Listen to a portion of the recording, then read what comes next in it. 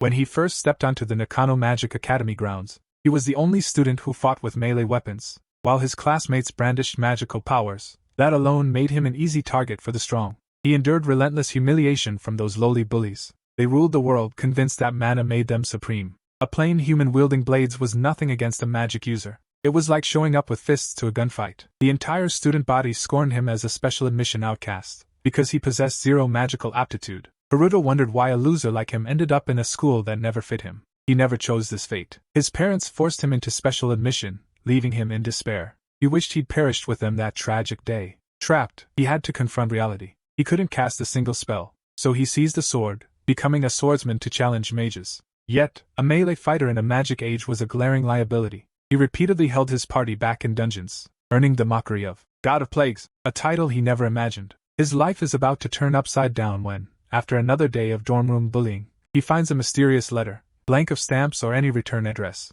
He slumps onto the sofa. He tears it open. A blinding light erupts, stunning him. When his vision clears, he finds himself ankle-deep in glowing blue water as a luminous figure materializes and announces, "The year is 2054. The being scans him, confirming he's Kujo Haruto, 16. Haruto nods warily as the figure reveals itself, Kujo Haruto, himself, from the future. It turns out the letter really came from his future self, 10 years ahead. Future Haruto warns that in 10 years he'll master space-time magic. He's here to fast-track that training. Haruto scoffs, his skepticism at its peak. The future Haruto smirks, noting his doubt, and orders him into the F-rank dungeon at Shinjuku Imperial Garden, promising to check in once he's inside. Half convinced it's a prank, Haruto heads to the dungeon. It appears empty and pointless. He glares at the letter, muttering he'll tear it up. The paper replies smugly, admitting it could be burned. Following the instructions, he arrives at a towering wall. Fury spikes. He's about to torch the barrier when the letter tells him to wedge it into a stone crack. Teeth clenched, Haruto forces the letter into the fissure. The wall shatters open, exposing a secret passage. He slips inside. His eyes lock on a colossal, floating diamond-shaped orb. The letter reveals it's a skill cube. Touch it, and new powers awaken. No panic needed. Haruto presses his palm to the cube. In an instant, its glow erupts into blood-red flame. Massive stone slabs break free from the walls. He watches the parts snap together, forming a towering robot. Haruto's mind short-circuits at the sight of the massive golem. Suddenly, the machine unleashes a searing red beam. The blast hurls him across the room. He crashes to the floor, realizing the trap. Blazing heat scorches his skin, melting it. His vision erupts to white as death closes in. Thoughts of his family flash, and blood pools around him. The letter's voice cuts through the haze, taunting. "Do you really want to die a laughingstock?" Lying there, Haruto reflects on the bullying and his miserable existence. Yet a fire ignites within him. He refuses to end it now. Future Haruto, satisfied, urges him to seize life and rewrite his fate. As Haruto struggles to rise, the golem strikes again, killing him instantly. Yet a system triggers, unveiling a hidden quest. The high-tech interface confirms he meets the Mage of Space and Time criteria. It aborts his death, rolling back his body like a corrupted file to an earlier version. Surge of electric arcs surge through him as the restoration completes. The system declares Kujo Haruto has finally mastered space-time magic. The display flashes, confirming all conditions satisfied. Then it fires a pinpoint beam of light at the skill cube. The orb explodes into glittering diamond fragments. The screen flashes. Complete, confirming space-time magic fully integrated. The interface bestows quick body, material rewind, and stop chain upon Kujo Haruto. Even at level 1, his new passive unleashes 30% of his total power. Haruto demands answers. His future self calls it a perilous shortcut to awakening, insisting the brutal conditions are unavoidable. The voice apologizes for the sudden burden, noting space-time magic won't be discovered for another decade and only he could access this hidden quest. This forces Haruto to focus, wondering if the voice truly is his future self. The future Haruto declares the tutorial start as the massive golem lunges. Haruto sidesteps the attack with effortless grace. He rises, weightless, feeling the new passive already reshaping reality. Future Haruto tells him the first lesson of a space-time mage. Stop seeing, start sensing the flow of time that governs everything. Kujo Haruto is stunned by the notion of feeling time itself. His future self fires him up, reminding the boy they're one and the same, so he can do it. He concentrates, locking onto the temporal current. Instantly, his level 1 power ignites. Haruto rockets forward at light speed. He zeroes in on the golem's hidden core within its skull. His blade pierces the target. The impact shatters the head. With the core destroyed, he vaults away. The massive golem crashes down with a deafening thud. The wind pushes Kujo Haruto to level 4, raises his swordsman rank to 8, and nets 45,800 credits. The future voice asks, "Do you believe the truth now?" It even teases him with his old moniker, God of Plagues. Yet the boy remains unconvinced despite the display of power. His future self brushes off the doubt, urging them onward to the next step, exiting the dungeon. Haruto wonders about unfinished business. His future self says it's a required detour, leading him to the exact site where Shinonome Rena fell to a monster.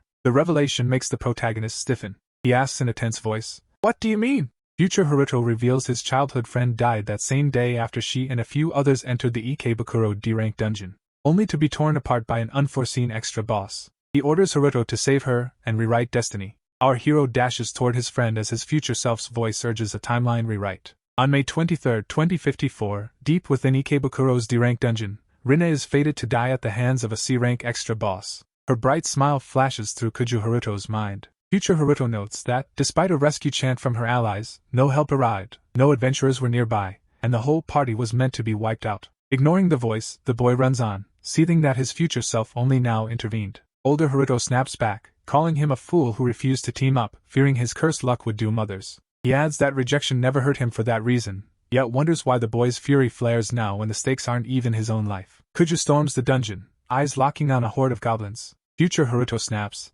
urging him to drop the pretension and remember his choices reshape reality. He slashes through the goblins in rapid succession. He snarls at his future self, demanding to forge his own path. Future Haruto smirks, pleased with the reaction, and rewards him with a new space-time trick. Below, on the lowest level, Rena is torn apart by the Dark Sentinel. She lies blood-soaked and unconscious as her four comrades clutch their weapons, huddled together. Panic erupts. One shouts about no warning, another screams that their rescue spell falters. A teammate rallies, insisting unity will win, but terror freezes them in place. The Sentinel towers like death incarnate. It swings a savage strike, sending the whole party crashing down. Rena watches her teammates lie helpless. She rises, trembling, and clutches her magic spear. She lunges with every ounce of resolve, pouring everything she has into the thrust. The blow barely grazes the boss. Deep down she knows she can't win alone. Just as the Sentinel readies to crush her, Kuju Haruto storms in, firing stop chain to freeze the monster's blade. He shouts, "You okay?" As Rena watches stunned. The beast shatters the chains and lunges at him. He dodges in an instant. He counters the next attack, aiming for a decisive strike. He spots the creature's glowing core, but the core's armor is too tough to pierce. The monster blocks his blow and then splits Haruto's sword cleanly in two. The blade snaps, shattered. His heart drops as the blade shatters. The extra boss erupts in furious red. He zeroes in on the armor's gaps, eyes fixed on its head. Future Haruto warns the sword will break completely. Kuju Haruto grits his teeth and, without hesitation, channels material rewind. In a flash, the broken sword rewinds, restored whole. He drives the blade into a crack of the monster's helm. The creature rips off the armor, its head vanishing instantly. Future Haruto watches his younger self reshape fate, a spark of pride flashing. Rena stares, eyes wide, whispering his name in stunned disbelief. Rena, still shaken, demands answers from Haruto. Meanwhile, medics whisk her friends to the hospital. She finally thanks the boy for saving them, yet Kuju Haruto just shrugs it off. He warns her to keep his role silent. Rena asks if this is a secret just between them. He nods, confirming. Fuming, she presses for the source of his power, just as he's about to reveal the truth. His future self silences him, warning against timeline damage and banning any mention of space-time magic. Haruto presses once more, demanding to know if she can truly bear the secret. Irritated, Rena hounds him, and Kuju spins vague nonsense, saying too much has happened and he's not ready to reveal himself. His future self silently nods, preferring to keep her in the dark for now. Rena hears a faint voice and asks if someone else is there, but Kujo flatly denies any presence. The intrusive voice in his mind fuels his irritation. He fabricates a story, claiming he was testing an unfinished swordsman technique that must stay hidden. Rena offers a faint smile. She accepts the excuse, agreeing to keep it secret, and Kujo sighs with relief at having deceived her. The following day, in the high school wing of Tokyo's Nakano district, our hero reflects on averting Rena's destined death while simultaneously unlocking astonishing magical power. He accepts the past is immutable, but he knows the future is still his to shape. In the corner, his tormentors start jeering again, brandishing the God of Plagues taunt. They demand why he was in the Ikebukuro dungeon, mocking his cowardly exit. Boasting they defeated the extra boss, they spin a false legend. They hurl the God of Plagues slur, while he wonders who else saw him besides Rena. One snitches that his friend was there, and now faces crippling hospital bills. He tries to blackmail Kuju, threatening to ruin his name unless he pays. When Haruto stays silent, their threats intensify, calling him a bastard and promising to use him for target practice. Kuju finally snaps. He snarls that he's had enough, labeling them worthless trash. The boys glare back, and one lunges to punch him. With his amplified powers, he reads their move like an open book. He lands a lightning-fast punch, sending the bully crashing to the floor before he knows what hit him. The remaining bullies stare, stunned and blinking.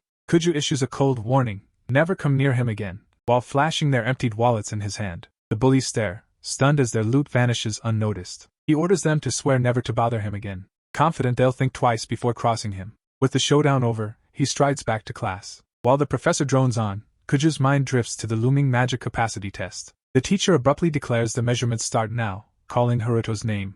He leaps from his seat and faces the testing mirror. He reflects on how feeble his innate magic once was. Now, as a budding space-time mage, he envisions a new horizon. Determined, he pours everything into unleashing his newfound power. He slams his palm against the mirror. A surge of electric energy bursts outward. The professor watches, eyes wide in disbelief. The mirror erupts, shattering into countless shards. The stunned professor collapses, and the room falls into a hushed gasp. His mind overloads, instantly regretting the display. He never meant to draw such attention. Rena, from her seat, lets out a quiet laugh. Outside, whispers spread, students speculate about his mysterious, possibly A-rank magic. Haruto scowls in irritation. He quickly tires of the unwanted attention. Suddenly, a familiar voice calls his name. He blinks, startled. A plushie emerges from the nearby bushes. Kuju squints at the creature, puzzling over its familiar voice until realization hits. It's his future self, trapped in plush form. The plush explains it once inhabited a toy at his house, then gets straight to the point. An emergency demands immediate action.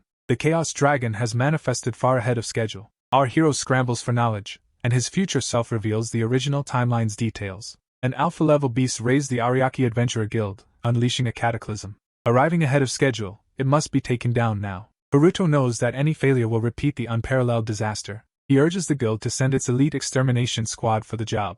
Future Haruto cuts him off. There's no time left. The dragon already streaks across the sky. Haruto looks up and sees the colossal creature soaring overhead. He wonders why it isn't sealed in a dungeon, as the plushie explains migrating dragons never stay put. The beast hurtles straight toward the school. Terror churns in Haruto's gut as he envisions the carnage awaiting his classmates. Inside, students go about their day unaware. Then the dragon appears, turning murmurs into panic. It dives toward the courtyard, spreading chaos. A woman's voice cuts through the fear. "Arm up and take cover!" commands the student council's mage guard. The guards fan out, weapons clenched. They trace glowing circles as the beast hovers menacingly. The commander orders, "Keep the dragon away from the school, no matter the cost." A synchronized magical barrage erupts. A deafening roar and blinding flash later, the dragon disappears, if only briefly. The guards roar approval for their captain, yet the triumph evaporates instantly. The dragon erupts from the haze, untouched. Disappointment etches the captain's face as her anti-dragon spell fails. The beast strikes back, unleashing arcane flames that freeze the squad in terror.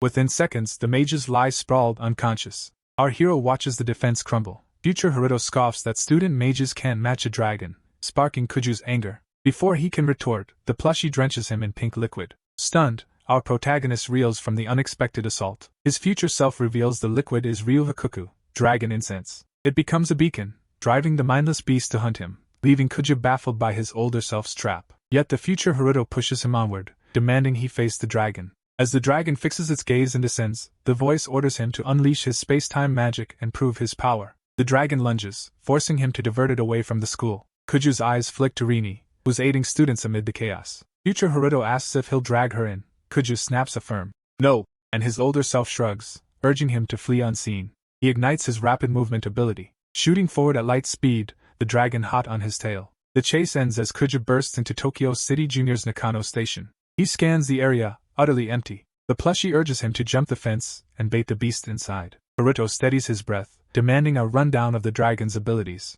Future Haruto rattles off its dark element nature, lethal breath, and a deadly, delayed miasma. Charging head-on is suicide. He adds the creature's near-impenetrable physical resistance makes sloppy blows useless. Then he notes the dragon is a 5-year-ahead hatchling, barely sentient, summoned with 500,000 credit incense. The staggering cost tips Haruto off balance, until his future self confirms the funds are already withdrawn. Enraged, Haruto claws at the plushie, demanding why he set this trap and how he got the pin. Future Haruto only smirks. Finally, he ceases the struggle. His future self urges calm, promising a swift payday. Slaying the dragon brings a massive reward. With the skill cube, Kuju can annihilate the beast and snag a fresh space-time spell as a bonus. He redirects Haruto toward the objective. He notes the dragon's underdeveloped core is its exposed weak point. Before they finish planning, the dragon strikes. Our hero grabs his future self and darts to safety. He tosses a sarcastic "thanks" at the plushie for the advice. Kuju slashes through the fence, charging as the dragon spews relentless flames, his blade dancing amid the onslaught. A colossal fireball crashes into the station. The building erupts into a fiery ruin. Through the swirling smoke, Kuju Haruto locks onto the beast's exposed heart. He surges forward in a blur, bridging the gap in a heartbeat. Older Haruto watches, stunned as his younger self masters space-time to evade the blast. Closing in on the core, Kuju channels everything, thrusting his sword straight into it. Yet nothing feels the impact. A torrent of flame erupts from the core, catching our protagonist off guard. He's slammed hard, seething at his older self for not warning him about the counterattack. Future Haruto recalls the Chaos Dragon can turn its body into miasma, urging Kuju to tread carefully on his next strike. He lands safely on the tracks below. Teeth clenched, he demands his future self explain the enemy's abilities before the fight. The older Haruto adds that the dragon can solidify miasma and unleash swarms of mini-dragons, called legions. Enraged, the Chaos Dragon spews a legion of tiny drakes from its core. Kuju can't believe a baby dragon can spawn an entire legion. He quickly realizes this dragon won't fall easily. Above, a cloud of baby dragons fills the sky, their wings beating in rhythm, as old Haruto explains the beast arrived 5 years too early. Kuju snaps, demanding why the dragon arrived early. The plushie calmly blames his timeline meddling. It insists he own up and finish what he started. The accusation stings, leaving Kuju ashamed for being blamed for the world's collapse. Suddenly, a massive fire blast hurtles at him. He rockets upward with swift body magic. Mid-air, he slashes a baby dragon cleanly. Its fall without miasma sparks a brief relief. Older Haruto urges him to scatter the hatchlings and await an opening on the main dragon, advice Kuju finds annoyingly simplistic. He acts without hesitation. Then, he channels his magic. Fueled, he rockets skyward once more, slicing through the oncoming swarm. He rends each creature apart, blade by blade. Below, older Haruto watches, stunned by the boy's skill, his eyes flicking to the stats as Kuju's level jumps 3. He briefly wonders if every baby dragon lies dead. The doubt shatters as the Chaos Dragon materializes before him. Its fury erupts, spewing a massive fire torrent. He barely escapes, diving behind a passing train. But the dragon hammers him with another searing blast. He barely dodges the blast. Panic spikes as Kuju burns stamina, slashing the baby dragons, each strike pushing him to his limit. Exhausted, he knows he needs minutes to recharge before his ultimate attack, already zeroing in on the dragon's core. The beast ascends higher into the sky. Future Haruto warns there's no way the boy can reach it now. As the creature soars farther aloft, Kuju scrambles for anything usable. The station is a maze of abandoned trains. He quickly devises a plan. Old Haruto, curious about his strategy, cautions that the longer the battle drags, the harder it gets. Kuju steels himself. He snatches his older self and dashes. He races across train cars, leaping from carriage to carriage before springing toward an electric pole. Old Haruto warns that height alone won't suffice, but he retorts that he's got it handled. He grips his older self tightly. He hurls the plushie at the beast with full force. Soaring, Kuju unleashes his space-time magic, muttering, "Stop chain!" Gleaming chains wrap the airborne plush, sparking fury in the older man as he demands what Kuju thinks he's doing. Ignoring their protests, he turns the mid-air plushie into a stepping stone. He steps onto it, springing higher to close in on the beast. Rage fuels him as he vows never to let the beast escape. The dragon reverts to a swirling miasma. He chants, "Stop chain," again. Thick chains erupt, binding the beast, buying Kuju only seconds, but he's determined to end it now. He rockets to the dragon's height, eyes locked on its chest. With a ferocious thrust, he drives his blade into the pulsing core. The core shatters into shards. A massive blast erupts, hurling old Haruto to the ground. Smoke chokes the sky, yet Kuju Haruto emerges, sword broken, standing tall. Defeating the beast raises our protection by 15 levels. His swordsman skill skyrockets by 28 points. He pockets 872,300 credits and snags a rare Chaos Dragon Fong. Rank climbs to Adventurer C, with a system prompt to report to the nearest guild. Old Haruto smiles, saying he expected nothing less. Yet annoyance drips as he accuses the boy of using him as a stepping stone. Our hero, absorbed in his stats, pays no mind. His secret space-time magic jumps 20 points, unlocking level 2 material rewind and quick body. His passive reaches level 2, offering up to a 50% power boost. Future Haruto reveals the dragon's death averted a looming catastrophe. He warns that someone may soon spill the fight's details. The plushie's eyes flash with panic, urging Kuju to move. He wishes they could finally see eye to eye. He slings his older self onto his shoulder and darts off the battlefield. Back in his apartment, they collapse onto the couch together. Kuju peels open a sandwich. He watches his future self as he eats. Stuck in the plush, older Haruto ignores him. Stuffed toys can't eat, so the plushie snaps. "Use your brain." Haruto mutters that a talking toy is weird enough already. He pours a glass of milk. He gazes at a family photo, murmuring, "I'm finally home." He warns his older self not to mock his sentimental side. Old Haruto smirks. "We're the same person, no need." Future Haruto decides to keep certain secrets, especially about a woman named Rhea, deeming the boy not ready yet. He'll reveal them only when the protagonist truly matures. Kuja asks about the Chaos Dragon Fang. His elder confirms his current sword is on its last breath. He urges the boy to skip school tomorrow, forge a new blade, and test it. At dawn, Kuju Haruto stands before Shinjuku's Adventurer Guild, recalling the days he felt like a powerless nobody. The older Haruto pops out of the shoulder bag. He reminds Kuju that every gain comes from his future self's counsel. Kuju just wants the job done and home, warning the toy not to wander. In the guild lobby they linger until the board flashes. 23. A striking receptionist greets them, asking his purpose. He slides his ID over to retrieve his dungeon report. He notes his own nervous demeanor. She swipes the card into the terminal. She prompts him to press his palm on the scanner. Her eyes widen as his results explode on screen. The display flashes his sudden jump from rank E to rank C in just one day. The glowing digits make the receptionist doubt the system's sanity. Onlookers start gawking, and Kuju's stomach drops. He despises the spotlight and vows to set things right. He triggers Material Rewind. The system completes the identity scan. Yet his rank snaps back to E, leaving the receptionist blinking in disbelief. When Kuja asks if something's wrong, she merely shakes her head, returns his card, and remains perplexed. He nods thanks and walks away. The monitor flickers, restoring his rank to C. Old Haruto smirks, realizing Kuju only rewound the display. Kuju stresses, preventing timeline splits. They rush to the elevator, and the older self urges him inside. The duo stands in tense silence as the doors close. When the lift stops, they confront a door reserved for rank A adventurers. The plushie transforms into a sealed letter. The note orders Kuju to scan it on the sensor. It defies the strict security protocols, yet the letter demands he move forward. Haruto slides the sealed letter onto the scanner. The door clicks open. The note orders him to begin. Kuju steps inside to forge a weapon for a space-time mage. In the lab, a young man taps away, muttering about a possible field trip. The letter in Kuju's hand snaps back. No trip. Today's only purpose is weapon synthesis. The desk-bound researcher, Shiroyama Takamon, asks if our protagonist holds at least an A rank. As head of the weapons synthesis lab,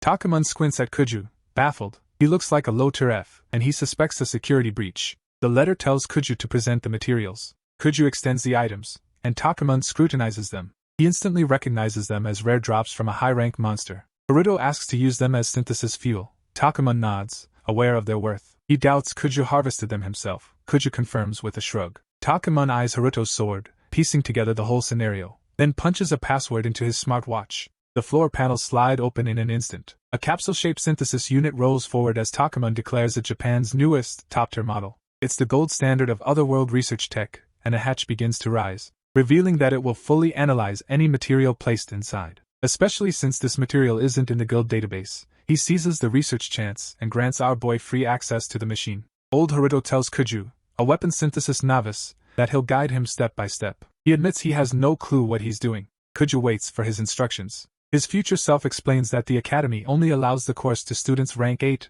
or higher. He breaks the synthesis into 4 stages. Select a base weapon, choose an attribute, add enhancement materials, then finalize. Haruto's sword is rank F with a single attribute slot, leaving Kuju momentarily baffled. Our hero feeds his sword into the machine as the base. The screen flashes attribute choices: fire, water, wind, earth, or light. Future Haruto recommends light, and Kuju selects it without hesitation. Kuju hurls the Chaos Dread's Dragonfang into the sealed chamber. A command echoes, set the forging time. Future Haruto bluntly orders 3 years, and Kuju's jaw drops. He sighs, then complies. The device ignites, kicking off the process. Out of nowhere, Haruto's letter rockets from his pocket into the chamber. Blinding beams erupt, leaving our hero stunned by his future self's scheme. The machine detonates with a deafening bang. The chaos fades, and the chamber quiets. The future self calmly thanks him for his patience. The system declares synthesis complete, displaying the Chaos Sword, an A-rank light weapon. Old Haruto beams with pride as Kuju stares in disbelief. His future self smirks, admitting it's not a repeatable trick. Takamune watches, stunned that a 3-year forge collapsed into seconds. Sensing the need to leave, Old Haruto urges Kuju to seize the sword and get out. The computer confirms the weapon is safely stored in his item box.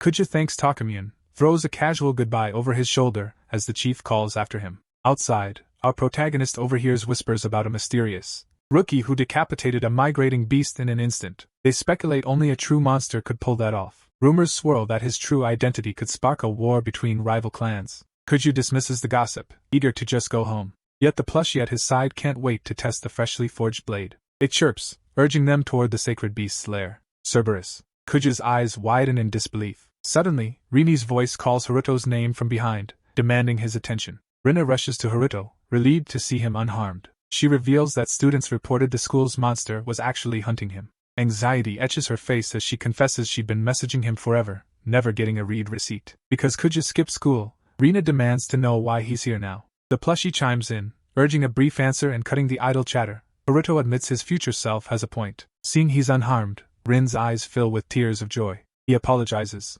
for making her worry and causing her to cry openly. Out of nowhere, Rena scoops up the plushie and starts playing with it. She plants kisses on the toy, catching a whiff of Haruto's familiar scent. Older Haruto demands she put it down immediately, finding the affection bizarre. Kujo Haruto then offers to let her keep the plushie for a while, leaving Rena shocked. His future self seethes, eyes flashing with silent fury. He tells her to return it later, brushing off her thanks and promising to meet again. Rena clutches the plushie like a child as he walks away, feeling a weight lift while older Haruto watches, panic hidden. The next day, Kujo Haruto steps out of school, plushie perched on his shoulder, apologizing for rushing back to retrieve it. Yet his future self remains seething. He finally murmurs a quiet thank you. Seeing his long-lost childhood friend after 10 years moves him deeply. From a distant building window, a sharply dressed young man watches him intently. He spots the infamous God of Plagues, and curiosity ignites, dubbing Haruto Mr. Mysterious Dragon Slayer. He earmarks the student as his next entertainment. Later, in the counseling office, Kujo Haruto stands before Student Council VP Sakura Kuji Yuzuki,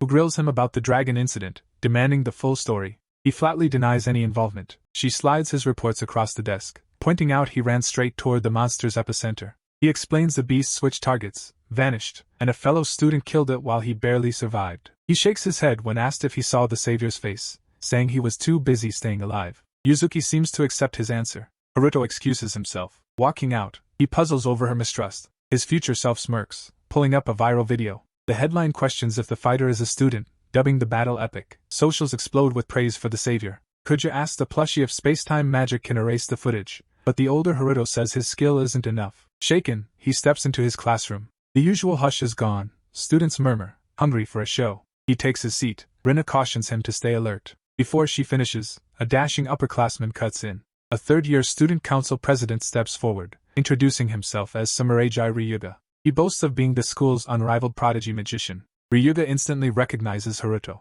Then he challenges Haruto to a magic duel. Without hesitation, Samurai-ji throws down the gauntlet, while Kuju, Haruto, and Rena watch. The class erupts in whispers, convinced the showdown spells Haruto's downfall. Samurai-ji recalls Haruto as a talentless failure who shattered the mage power gauge. He also remembers the lingering traces, the viral dragon killer rumors, and Haruto's solo dragon slay. Haruto wonders how Samurai-ji knows these details. Intrigued, Ryuga wants to end the chaos before it spirals out of control. He admits he single-handedly slew a dragon. Yet he pushes on, eager to claim the Dragon Slayer title. Magic duels are official trials by the Adventurer Cultivation Agency, testing student power. Results instantly reshape the school's rankings. Top ranks earn perks and are groomed as future guild officers. One rule dominates: no lethal or permanent damage magic. The lower rank student decides whether a duel occurs and can even challenge a superior. Higher ranks can't back down, but lower ones may refuse, leaving Haruto to wonder how to face the school's top student. The challenger smirks, urging him to think, and warns Reni to tread carefully if she aims for the council next term. A thinly veiled threat. Vowing to make his next lesson personal, Rena trembles, forced to thank him for his advice. Suddenly, the hero stands firm and asks Samurai-ji if he still wants the duel. Haruto is ready to accept. Rena glares, thinking he's gone mad. He adds a single condition: the loser must quit the school. Samurai-ji's grin widens. He eagerly agrees, brimming with confidence, convinced Kuju already regrets the bet. But the boy only steels his resolve. Later, older Haruto notes the youngster is becoming his mirror, sitting outside as Kuju eats, and warns that Samurai-ji is no joke. Kuju asks if his future self recognizes Samurai-ji. He reveals Samurai-ji will rise as Shinjuku Guild chief, one of the 7 sages, and creator of groundbreaking fire spells. Haruto scoffs that a sage is just a high-level fool. His future self snorts, dubbing Samurai-ji Sleaze incarnate. He warns Samurai-ji will wield every ounce of his power against Haruto. Samurai-ji is vile, abusing countless women, yet terrifyingly skilled at rallying followers. Worse, he's convinced Haruto is the true Dragon Slayer, thanks to informants, confirming his genuine magical prowess and hard-won reputation. Future Haruto warns, right now, Haruto stands no chance. Plushie displays Kujo Haruto's stats. Level 15, Rank C, Swordsmanship 31, Spacetime Magic 34, but magic power is 0. A red alert flags unknown abilities, urging a guild report. Potential release 2 grants a 50% boost, Strength 61, Agility 159, Defense 89, Intelligence B, Mental Toughness B+, Growth S. His weapon of choice is a sword, And he knows quick body 2, stop chain, and material rewind 2. Plus she acknowledges how much the boy has matured. Yet when he lines up the challenger's stats, Haruto is stunned his future self can even read them. Old Haruto displays Sumeragei's profile. Stats tower over Kuju's, 10 times stronger. Plus she notes coldly. Reeling from the gap, Haruto asks if space-time magic inflates the numbers, demanding proof. His gaze shifts to a girl comforting another outside. The distressed girl mutters, panicking after her mind blanked on basic magic. She's terrified of flunking the upcoming mage course exam.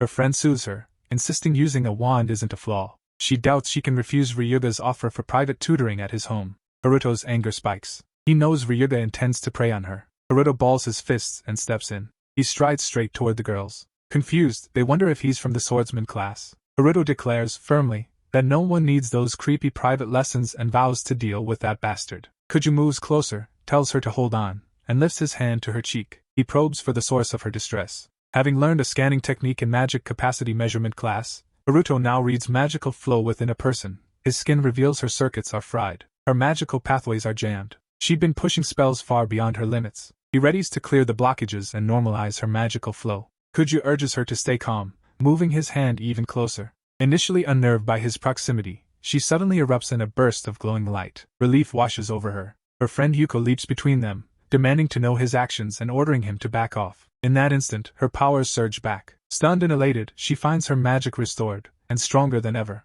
She glances at Kuju, grateful the nightmare of Ryuga's private lessons is over, while Yuko cheers her recovery. Meanwhile, our boy stays focused on the looming battle. Old Haruto senses Kuju's lingering doubt, and gives him the go-ahead to speak. Kuju demands a faster way to close the gap with Sumeragei before the duel in 3 days. He asks Plushie which dungeon will maximize his growth. His future self already has the map and details of the next location ready. When he inquires about the rewards, the elder promises a massive haul of experience points and fresh space-time spells, a trial for his newly forged weapon, and even the chance to summon a beast. Kuju can't hide his excitement. He arrives at the Azabu B-rank Crystal Labyrinth, a zone normally reserved for adventurers level 65+. The place teems with enemies, forcing Kuju into non-stop combat. He scans the battlefield, wondering if he must slay every beast swarming around him. He looks at Plushie, asking if the trouble is worth it. His future self orders him to eliminate every monster. Steeling himself, Kuju dives in, slicing the horde. An hour later, they push deeper into the labyrinth's final chamber.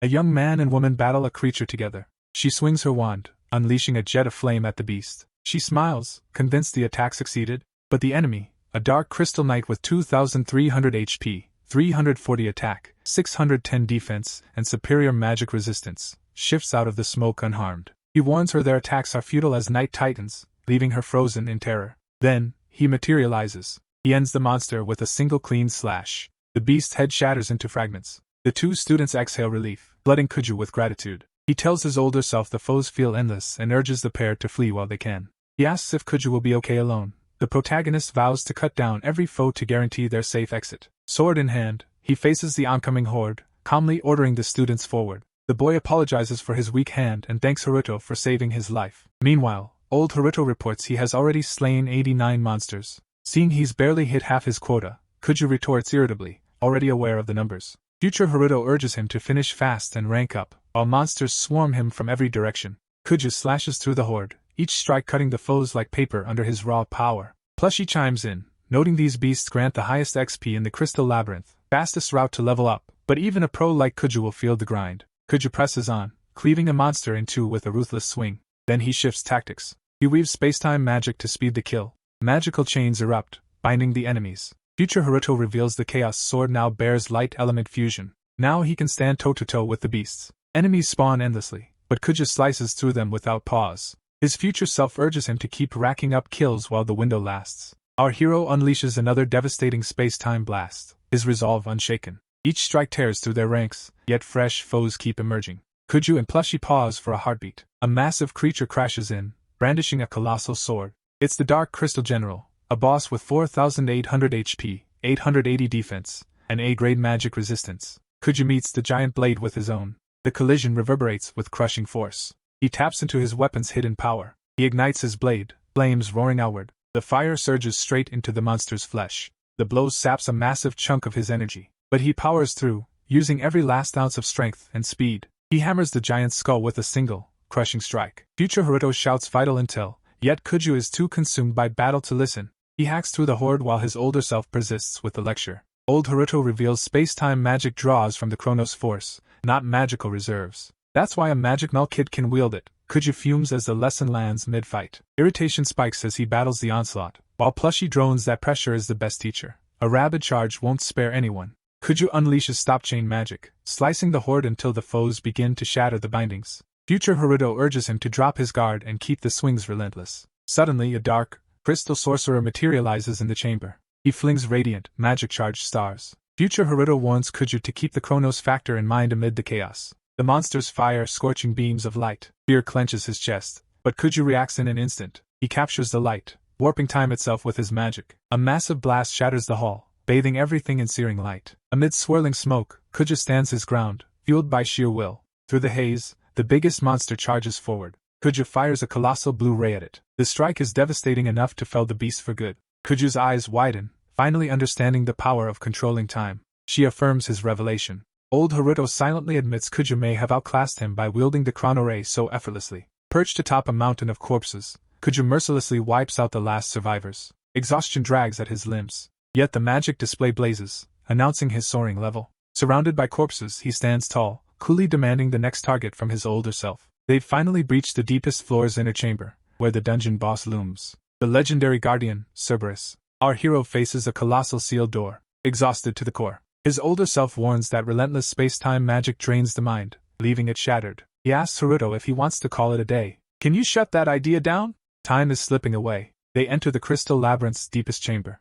The sight of a three-headed beast freezes them. Old Haruto notes its rare honor and pride. Before them stands the massive, sacred Cerberus, a wolf with 3 snarling heads. As it draws near, the elder muses about speaking like a samurai, recalling rumors that the creature bears a warrior's soul. Kuju feels his skull splitting apart. Future Haruto tosses him a tiny vial to soothe the pain. He downs the potion in one gulp. The monster simply sits, waiting for Kuju to recover, bewildering him. Throwing the empty bottle away, Haruto realizes how odd the boss's behavior is. Future Haruto spots an old wound on the creature's right side and urges him to strike there as the beast's overwhelming aura surges. As he takes in the advice, he wonders if the wolf truly grants him a moment to ready himself. A surge of gratitude floods him for the samurai spirit his opponent embodies. Suddenly, the beast lunges with a savage strike. The impact sends Haruto soaring through the air. In that split second, he zeroes in on the scar his future self mentioned. A vivid red gash gapes on its flank. He thrusts his sword into one of its snarling mouths to block the blow, then springs back, realizing a breath attack is imminent. Old Haruto shouts,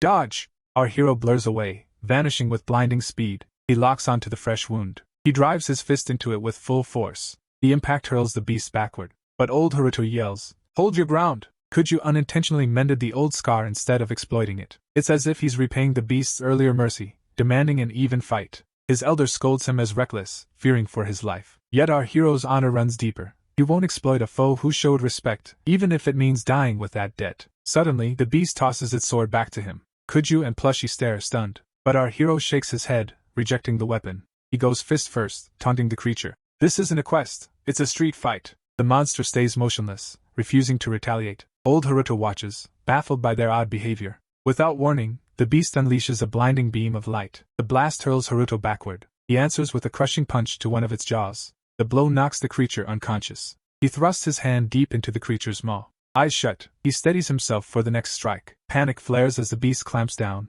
hurling him aside. The elder bellows at Kuju, demanding he snap out of it. The monster is about to unleash its full fury. Haruto replies coolly, "I'm already on it." He knows he must channel every ounce of his power. All 3 of the beast's jaws ignite with raging flame. Then it spews a searing blast toward him. He ducks, finds cover, and readies his final move. Counting on a lucky break, Kuju drives his fist into the beast's weak point. His strength fails, and he collapses. The monster clamps its jaws onto his arm. It hurls him aside, then lunges to pin him. He grits his teeth. Haruto smashes a fist into its face, knocking a head out cold. He follows with a savage kick to another skull. Determined to end it, he rockets upward and crushes the beast's central head with his heel. The 3-headed beast collapses onto the ground. Kuju looms over it, wondering if he's always been a brute. He too crashes to the floor. A system alert flashes. Crystal labyrinth cleared. Minutes later, he snaps his eyes open. His future self asks, "Are you finally awake?" He blinks, surveys the scene, and recalls how he actually won. A glowing UI shows his level jumping by 20.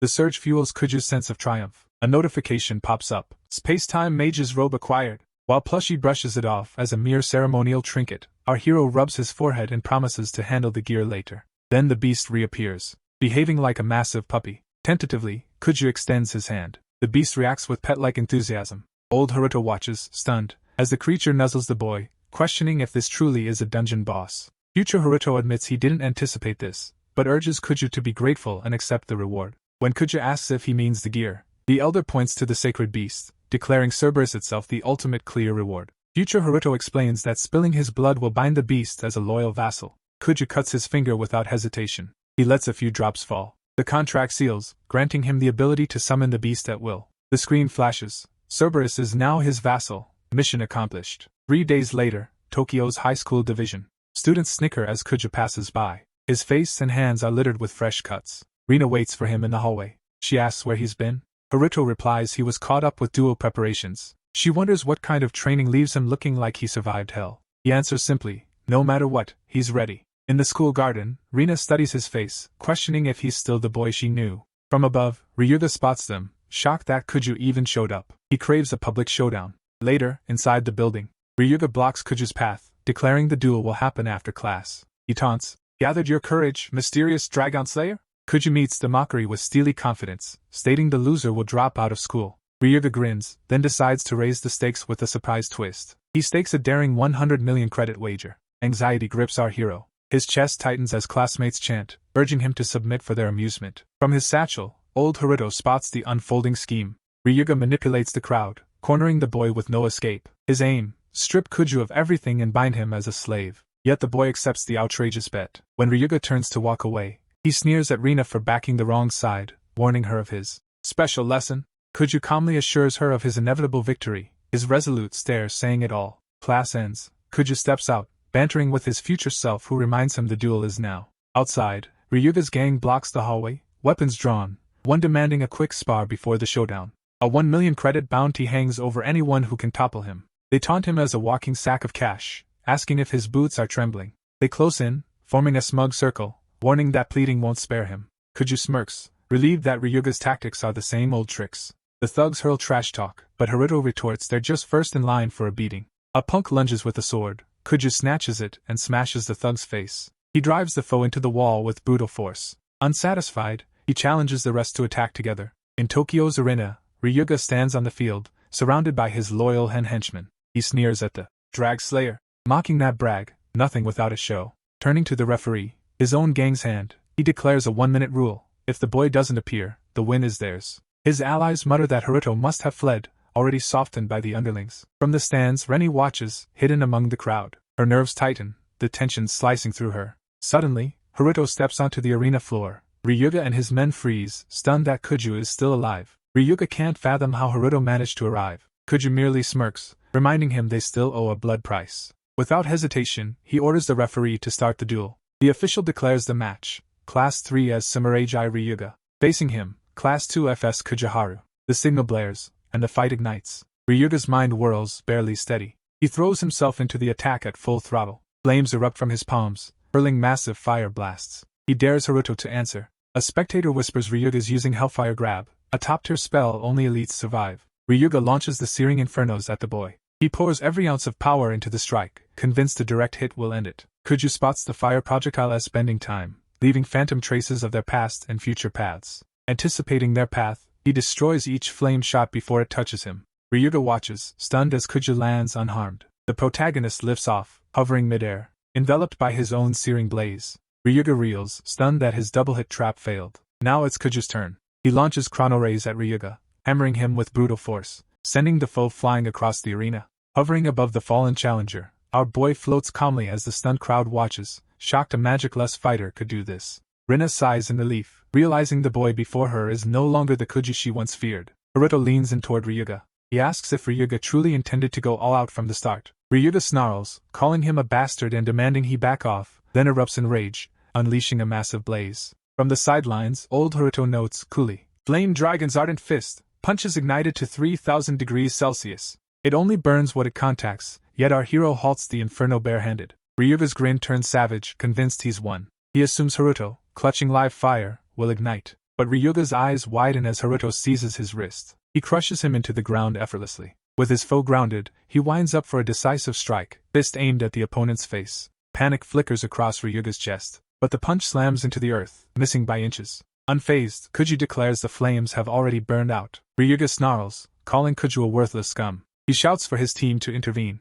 His squad rushes forward, funneling their energy into him. Old Haruto arches an eyebrow as the crowd pours forbidden magic onto the challenger. Our hero wonders just how much power this opponent truly draws from others. Ryuga's form violently contorts, morphing into something grotesque. A colossal flare erupts skyward. Even Kuja flinches in surprise. When the metamorphosis completes, Ryuga towers as a fire giant, and old Haruto mutters that a beast fueled by an entire squad's mana won't fall to a few punches. Our hero instantly grasps the peril as the draconic colossus unleashes building-shattering flame waves. Kuju darts wildly, barely staying ahead of the inferno. He fires a chrono ray, but it harmlessly glances off, leaving him pinned to a wall as flames close in from all sides. Suddenly, he notices a flickering ripple in the air. A temporal distortion glitches, warping time itself. A plan ignites. Strike the anomaly on the beast's hand and rip it apart. He locks onto the target and prepares to fire. A lightning-fast slash erupts, detonating the creature's fire core. He shouts to his future self, demanding the plushie once more. The older him questions whether he'll repeat the risky move. With no alternative, they agree instantly. He hurls the plushie skyward. Chanting the seal spell, the chains surge and bind the toy. He rockets over the giant's crown. From that height, he spots the warped time tear pulsing at its apex. Kuju draws his blade and slashes down, cutting the beast like paper. He lands flawlessly as the creature shatters into massive slabs. From the wreckage, a trembling Ryuga staggers out, stunned. He roars at Kuji, demanding why the fire titan won't regenerate. Our hero skips the explanation. He drives a pinpoint punch into Ryuga's chest. He crashes to the ground with brutal force. The referee booms. Kuju Haruto wins, echoing through the arena. In a warm tavern, Rena and her 4 friends throw a celebration for Haruto's triumph. Rena pushes a plate his way, praising his magical victory as the girls beam with joy. Haruto glances down, blushing, and mutters a quiet thanks. Rena declares it's his turn to propose the toast. The group raises their glasses, eyes sparkling. He nods, lifts his drink. Glasses clash, and cheers erupt with bright smiles.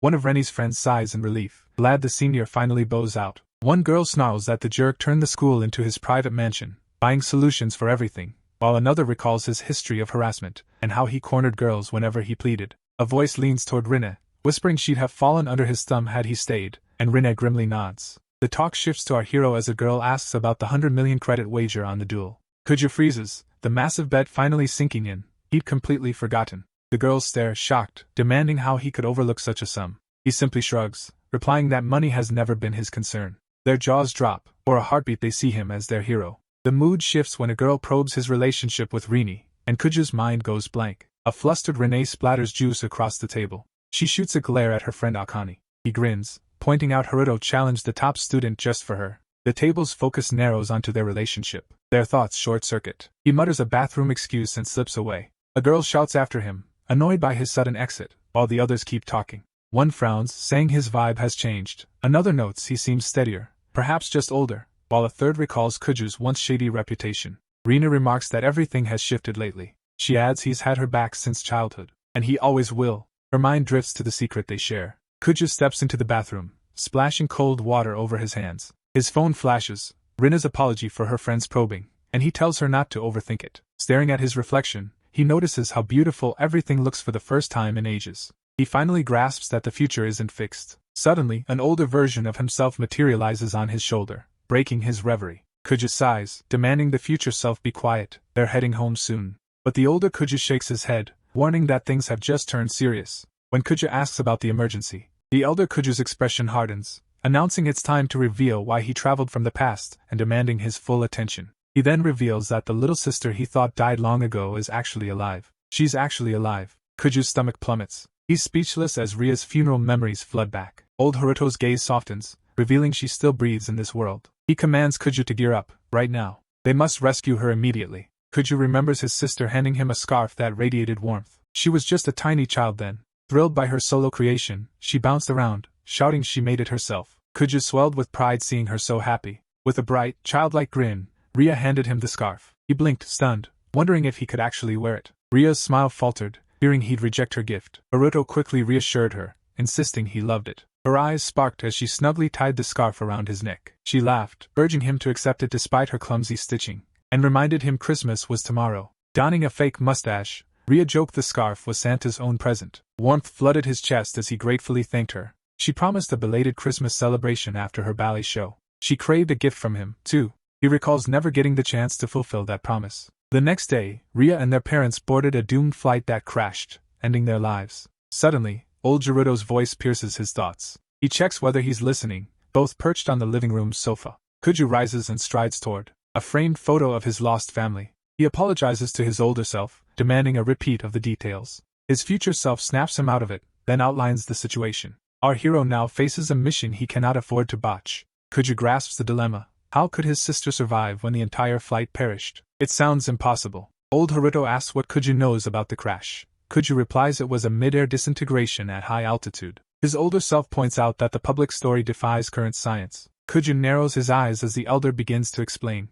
A space-time rift ripped open the sky that day, a tear linking this world to another dimension. The rift warped gravity, pulling the family's plane into an uncontrollable vortex. A cold chill runs through Kuju. Every passenger was declared dead. Yet his older self reminds him Ria's body was never recovered. She alone was dragged into the dimensional gap, a realm where time crawls and the laws of space bend. Years may pass for her, but she'll feel only a blink before the rift hurls Ria back. His future self reveals he returns solely to train and guide Haruto. He warns that by the time a rift is sensed, it's already too late. Kuju must act now. Old Haruto begs him to save their sister. Determination hardens his expression as he nods. He asks where the next rift will open. Plush Haruto says it will crack above Tokyo Tower, right over the Sky Castle's highest floor. The following morning they stand at the base of Tokyo Tower. Plush Haruto marvels that Kuju bought out every attack item and healing potion. Kuju shrugs, crediting his loot from the Crystal Labyrinth. He wears Ria's gifted scarf around his neck, prompting Plushy Haruto to ask why he's bundling up in June. Kuju shrugs, saying he's just prone to the cold. His older self redirects attention to the observation deck gate that leads to Sky Castle. In 24 hours, a space-time rift will tear open 300 meters above the dungeon floor. Ria will plunge through it, and old Haruto warns that without Kuju's timely rescue, she'll die. He balls his fists, the stakes crystal clear. He dons the space-time mage's robe for the mission. Determination ignites within him. His eyes flare as he vows to save Ria. He stands poised before Tokyo Tower. At the tower's entrance, 2 armed guards announce a new dungeon gate on the observation deck, open only to A-rank adventurers. Old Haruto presses for his next move, demanding a shortcut before time runs out. Without hesitation, Kuju channels magic and rockets up the tower's side. His elder cheers, amazed at how quickly Kuju masters the technique. Kuju retorts, calling him unbearably annoying. In a heartbeat, he reaches the top floor and scans through the glass. Inside, Kurigan stands flanked by 3 armed guards. Old Haruto mutters how much of a nuisance he is. Kuju questions his familiarity, and his future self fills him in. Kurigani heads the Minato Adventurer Guild, notorious for his stubborn, serious, and chill-less demeanor. He also knows Kurigani's next move. He scouts the gate, keeping a vigilant watch. Neither Haruto can wait. Kuju is desperate to storm the gate at once. He shatters a window and slips inside. Kuragi hears the crash, demands answers, and sends a guard to investigate. The guard peers through the pane and reports nothing of note. Before the guard can finish, Kuju steps in behind him. He drops the guard with a swift, crushing blow. Using material rewind, Kuju seals the broken window, masking his entry. Moments later, the same guard rushes to Kuragi, shouting about an intruder, a towering foe far beyond his capabilities. Kurigan, startled but unshaken, he takes it on himself, ordering his squad to move out. As they depart, the guard reveals himself as Kuju, the uniform a disguise. With the area cleared, the pair stand alone before the yawning portal. Old Haruto urges him forward, and Kuju dives into the portal. They float inside a twisted rift, where reality is inverted. The elder reveals that in Sky Castle, descending the stairs means climbing. Now he sees why it's called a dungeon despite being in the sky. Future Haruto warns the place swarms with occult energy, and a horde of ghosts and undead is about to swarm. Kuju scoffs at the notion of an army of corpses roaming under a bright sky. He grumbles that the setting doesn't suit his sword-swinging style. Old Haruto reminds Kuju of the light element. He's fused it into his blade. "That's why I've been pushing you so hard," he explains. "Press onward," he commands. Our hero spots a ghost making its first appearance. He unsheathes his sword and cleaves the spirit with a single, flawless strike. Future Haruto reveals that, in the original timeline, the dungeon vanished soon after discovery, its depths never explored. After the ghost falls, Kuju rises as old Haruto admits he only has fragmented layout intel. The elder declares Sky Castle spans 100 floors, a mini-boss every 12th, spurring Kuju into a full sprint. Kuju counts 5 bosses in total. He checks the clock, only 20 hours remain, so there's no time for low-tier mobs. A monstrous stampede erupts from every direction. The horde zeroes in,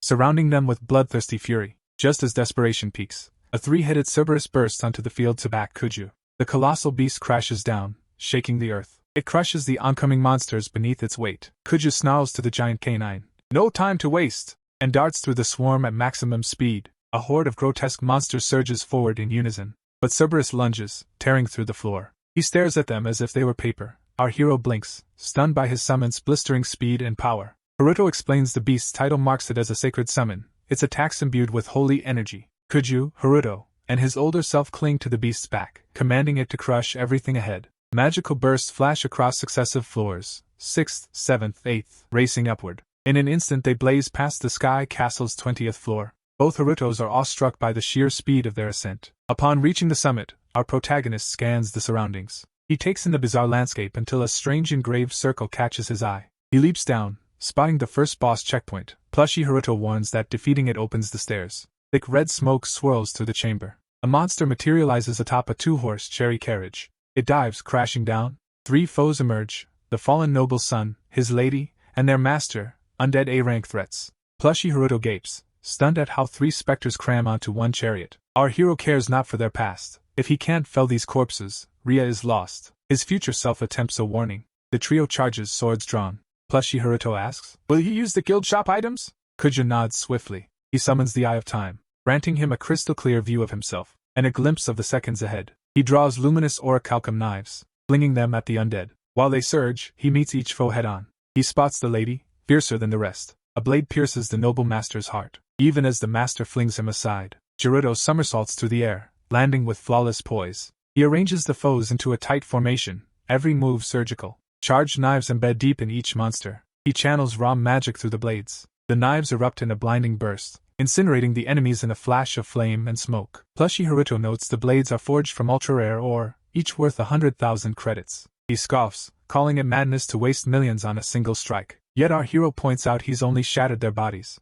True to his warning, they reconstitute as spectral phantoms. Realizing physical attacks can't hurt ghosts, he chants a radiant spell. He rockets skyward. The hero crashes down, wielding chaos meteor magic. The spirits explode into glittering ash. The system flashes a victory over the fallen noble line. It also announces Kuju Haruto's 5-level surge, an 8-rank jump in swordsman skill, and a 2 million credit windfall. A hidden tunnel erupts beneath his feet. He stands at the yawning mouth of the new passage. Whispering to Ria, he vows, "Hang on, Big Brother's coming to save you." On the 40th floor of the Sky Castle dungeon, Kuju's 3-headed beast rends the Lamia undead queen. The queen collapses, and Cerberus rushes back to Kuju. It shakes its head like a slobbery puppy, drenching his face. Plushy Haruto scoffs, calling Cerberus a pet now. With the queen dead, only 3 bosses remain. Jump to the 50th floor, where future Haruto orders Cerberus to stop. Kuju spins, puzzled by the sudden halt. His older self warns, "No mistakes here. Activate the Eye of Time." He narrows his eyes at the looming wall. A hidden chamber reveals itself. Plushy reveals that in his original timeline the dungeon vanished before anyone entered, but this time it will be cleared.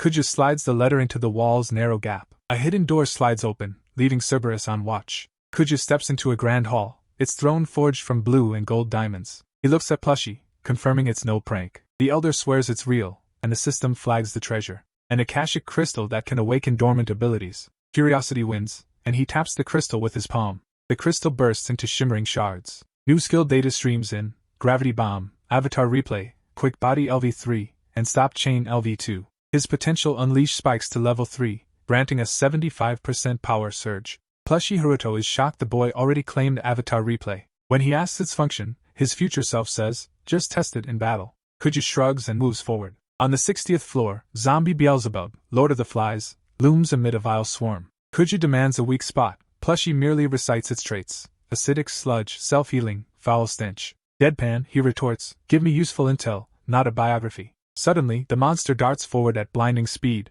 Rotten claws slash toward Haruto's chest. Kuju flickers, morphing into a luminous form. Plushy sighs in satisfaction, thrilled to see the new skill in action. Kuju instantly expands the rift with Avatar Replay, and the one-eyed beast lunges again. Ready with Quick Body LV3, he fires a searing beam that hurls the monster skyward. The creature spirals upward, reeling from the blast. Harnessing Avatar Replay, Kuju summons phantom copies of his former self. In moments, a legion of Harutos encircles the boss, bewildering it completely. Each duplicate slashes from every direction, a storm of steel. Then Kuju unleashes chaos meteor magic. The clones converge, blades flashing like sunrise. Frantic, the boss erupts, spewing corrosive slime. Yet it still falls short. The clones fire a barrage of radiant beams simultaneously, obliterating the beast entirely. Old Haruto watches, joking that Kuju could earn the title Ninja Master, then rolls his eyes, dubbing it Lane. A new tunnel opens, and he mutters that only 2 bosses remain. Suddenly his skull feels crushed as the world spins. He collapses, while his future self screams his name in panic, fearing disaster.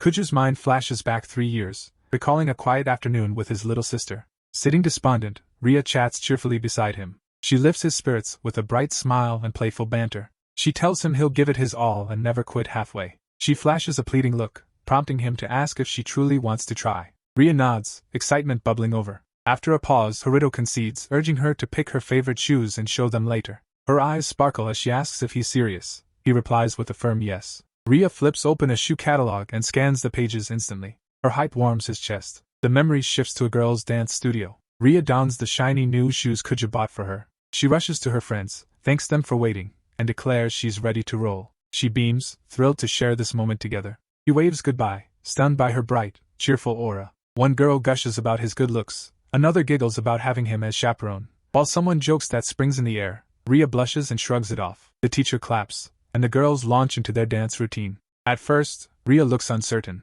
but as the music swells, she finds confidence, dancing effortlessly. Meanwhile, he leans against the wall, watching her spin with pure joy. When the class ends, Ria waves her friends goodbye and heads out with him. She tells Kuju, "Today was amazing." She admits ballet's brutal, but vows to give it everything she's got. Haruto smiles, proud of her relentless effort. He senses something amiss. Ria mentions the shoes, then asks how much the lesson cost. He shrugs it off, saying it was cheap. He doesn't want her fretting over money. Ria notes their parents are abroad at a conference, so the cash must have come from his pocket. She probes, wanting confirmation. Realizing she's pieced it together, he gently reassures her. He tells her it's fine and she shouldn't stress. He asks, "Did you have fun today?" Seeing her finally enjoy something is all he's ever wanted for her. That makes little Ria tear up. She thanks him. She clings to his arm, shouting she loves him, while Kuju warns it's risky in public. Ria shakes her head, insisting she wants to stay like this forever, and vows to cook him dinner tonight to show her love. Suddenly, Kuju Haruto jolts awake. He finds himself sprawled atop his 3-headed beast, with his future self beside him.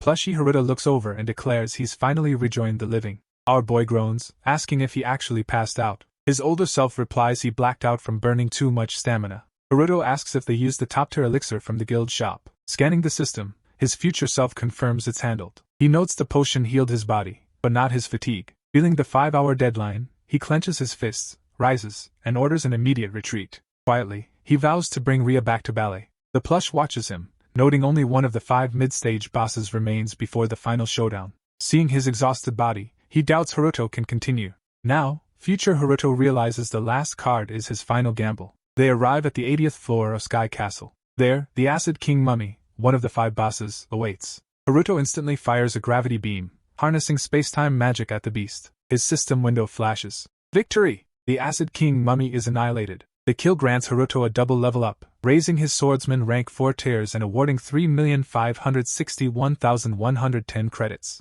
Exhausted, he leans on Cerberus, who licks his face as the boy gratefully pats the loyal beast. When prompted to use an elixir, Kuja hits yes, without a second thought. The potion surges through him, electrifying his entire body. Plushy Haruto tilts his head, asking if he should take a short break, but the protagonist snaps. No time to waste. He knows only 3 hours remain before his sister bursts through the space-time rift, and he must reach the summit now. The system blares a new alert. They've hit the 100th floor. Relief floods Kuju as they arrive. Plushy Haruto declares it's time to confront the dungeon boss. Haruto and his future self stand before a towering door, the older warning that the fight will drop them straight into the space-time rift. Kuju's resolve is ironclad. He just wants it over. They stride into the hall toward the massive central throne. Seated upon it, the dungeon boss looms. The god of the underworld, Soul Reaper. A golden-crowned skeleton, its eyes bleeding crimson. Kuju and his future self glare, fury blazing, while the plushie raises a paw at the creature. It signals that the monster isn't even logged in the World 1 database. The monster fixes its stare on Haruto, scoffing at a lone human. The creature's words shock him. Its intelligence and flawless human speech are unmistakable. The monster sneers, noting that a lone human like Kuju defies a race that normally needs a herd, granting him a sliver of respect. The beast lifts both hands. Kuju raises his sword. The monster declares itself the underworld god, taunting him to start. It vows to unleash the worst curse ever. Plush Haruto reveals the foe wields the curse-commanding divine scythe. He warns it's actually an elite illusion staff, packed with permanent psychic debuffs. Kuju stays unshaken. He's poised to end the fight. He zeroes in on the monster's vulnerable core, activates level 3 quick body magic. He rockets forward at blistering speed. The creature's eyes flash in disbelief as Kuju closes in without pause. The boss retaliates, spewing searing magical flames, yet the flames barely slow him. In an instant, Kuju reaches the throne and drives his blade into the weak point. The boss snarls, revealing Kuju struck only a clone. A real Haruto materializes behind the imposter. Haruto slashes downward, cleaving the true foe. He cleaves the skull, triggering the stop chain. Massive magical chains surge, ensnaring the beast, which snarls that no curse can bind a god. He shatters the chains like paper. A jolt of fear spikes through him. His blood boils with rage. The monster lunges back as Kuju's future self screams in panic. Kuju Haruto scrambles to calculate his next move. The beast smashes him with a brutal punch, hurling him across the floor. He springs to his feet instantly. The boss blinks, stunned as the youth evades 2 swift strikes, despite the god-tier scythe bearing down. The creature seethes, mocking the human as a wingless worm scurrying through dirt. Arrogant, it vows to crush Haruto's legs, ending his interference. Dark energy spirals as it opens its cursed dimension. Flames burst beneath the towering throne. In a flash, he's hanging upside down, twisted magic appending his world. The monster cackles as Kuju dangles helplessly, eyes widening at the looming floor. He clutches his head as the ground shatters, sending him plunging through debris. He grits his teeth, frustrated. After clawing to the 100th floor, he now falls like dead weight. Mocking him with cursed taunts, the monster vows to trap him and summons the cursed scythe. The sight clenches his chest with terror. Kuju's eyes harden with resolve. He knows a daring risk is his only chance. He hurls his enchanted knives, detonating them on command. He continues to fall. His body accelerates to a blistering pace as a wall materializes before him. Instinct drives him to slam his sword into the stone, stopping his descent. The monster gapes, stunned by the teen's rapid thinking. Clinging to the wall, Kuju senses the endless fall is an illusion. Realizing the creature's signature magic has trapped him, he frantically searches for a way to break the spell. Before he can move, the monster unleashes a torrent of searing flame. Haruto lunges to evade, but enchanted fire coils around his leg and starts pulling him backward. A twisted grin spreads as the boss declares Haruto a test subject for its curses. It snarls that the vengeful souls of the slain will devour his flesh. It muses whether human hatred or the underworld scythe will claim him first. Kuju grits his teeth, desperate to escape the twisted realm yet clueless how. The monster hums a chilling farewell as demonic flames engulf him. He rips at his bonds, questioning if this hellish abyss is his final fate. Ria's voice suddenly reverberates, calling his name. From nowhere, plush Haruto unleashes Stop Chain level 78, hurling magical chains in a furious vortex around the monster. Kuju freezes, stunned by the sight. The trembling plush declares this is his last shot. Massive electric surges erupt from the tiny form, fueling Kuju's desperate assault. A colossal explosion erupts, bathing the arena in blinding, searing light that forces Kuju to shut his eyes. When his sight finally returns, he finds a towering young man standing before him. The figure, in a cool, calm voice, warns that Kuju's death would be a real inconvenience. At that moment, he sees his future self, fully restored, standing before him. Future Kuju unleashes magic, rewinding time. He blinks as the world snaps backward like a rewound tape. The cracked floor seals, hurling his body back to its original spot. He finds himself face to face with the monster again. Rage flares in the creature's eyes. It stunned a mere human could undo its divine spell. Future Kuju glances over, smirking that it's been ages since he looked like this. The boss scoffs, doubting any human could matter, and declares the opening act over. Hovering above, the monster gestures them forward, poised to reveal its ultimate magical masterpiece. Red smoke erupts, birthing countless laughing hands and twisted faces. The underworld god declares divine judgment as a vortex of souls roars through the hall. Future Kuju sees clearly, this monster can summon A-rank beasts at will. He orders Haruto to move, promising to handle the minions and command the Soul Reaper. Our hero questions how such power could be merely a god-tier foe. His future self tells him to stop worrying.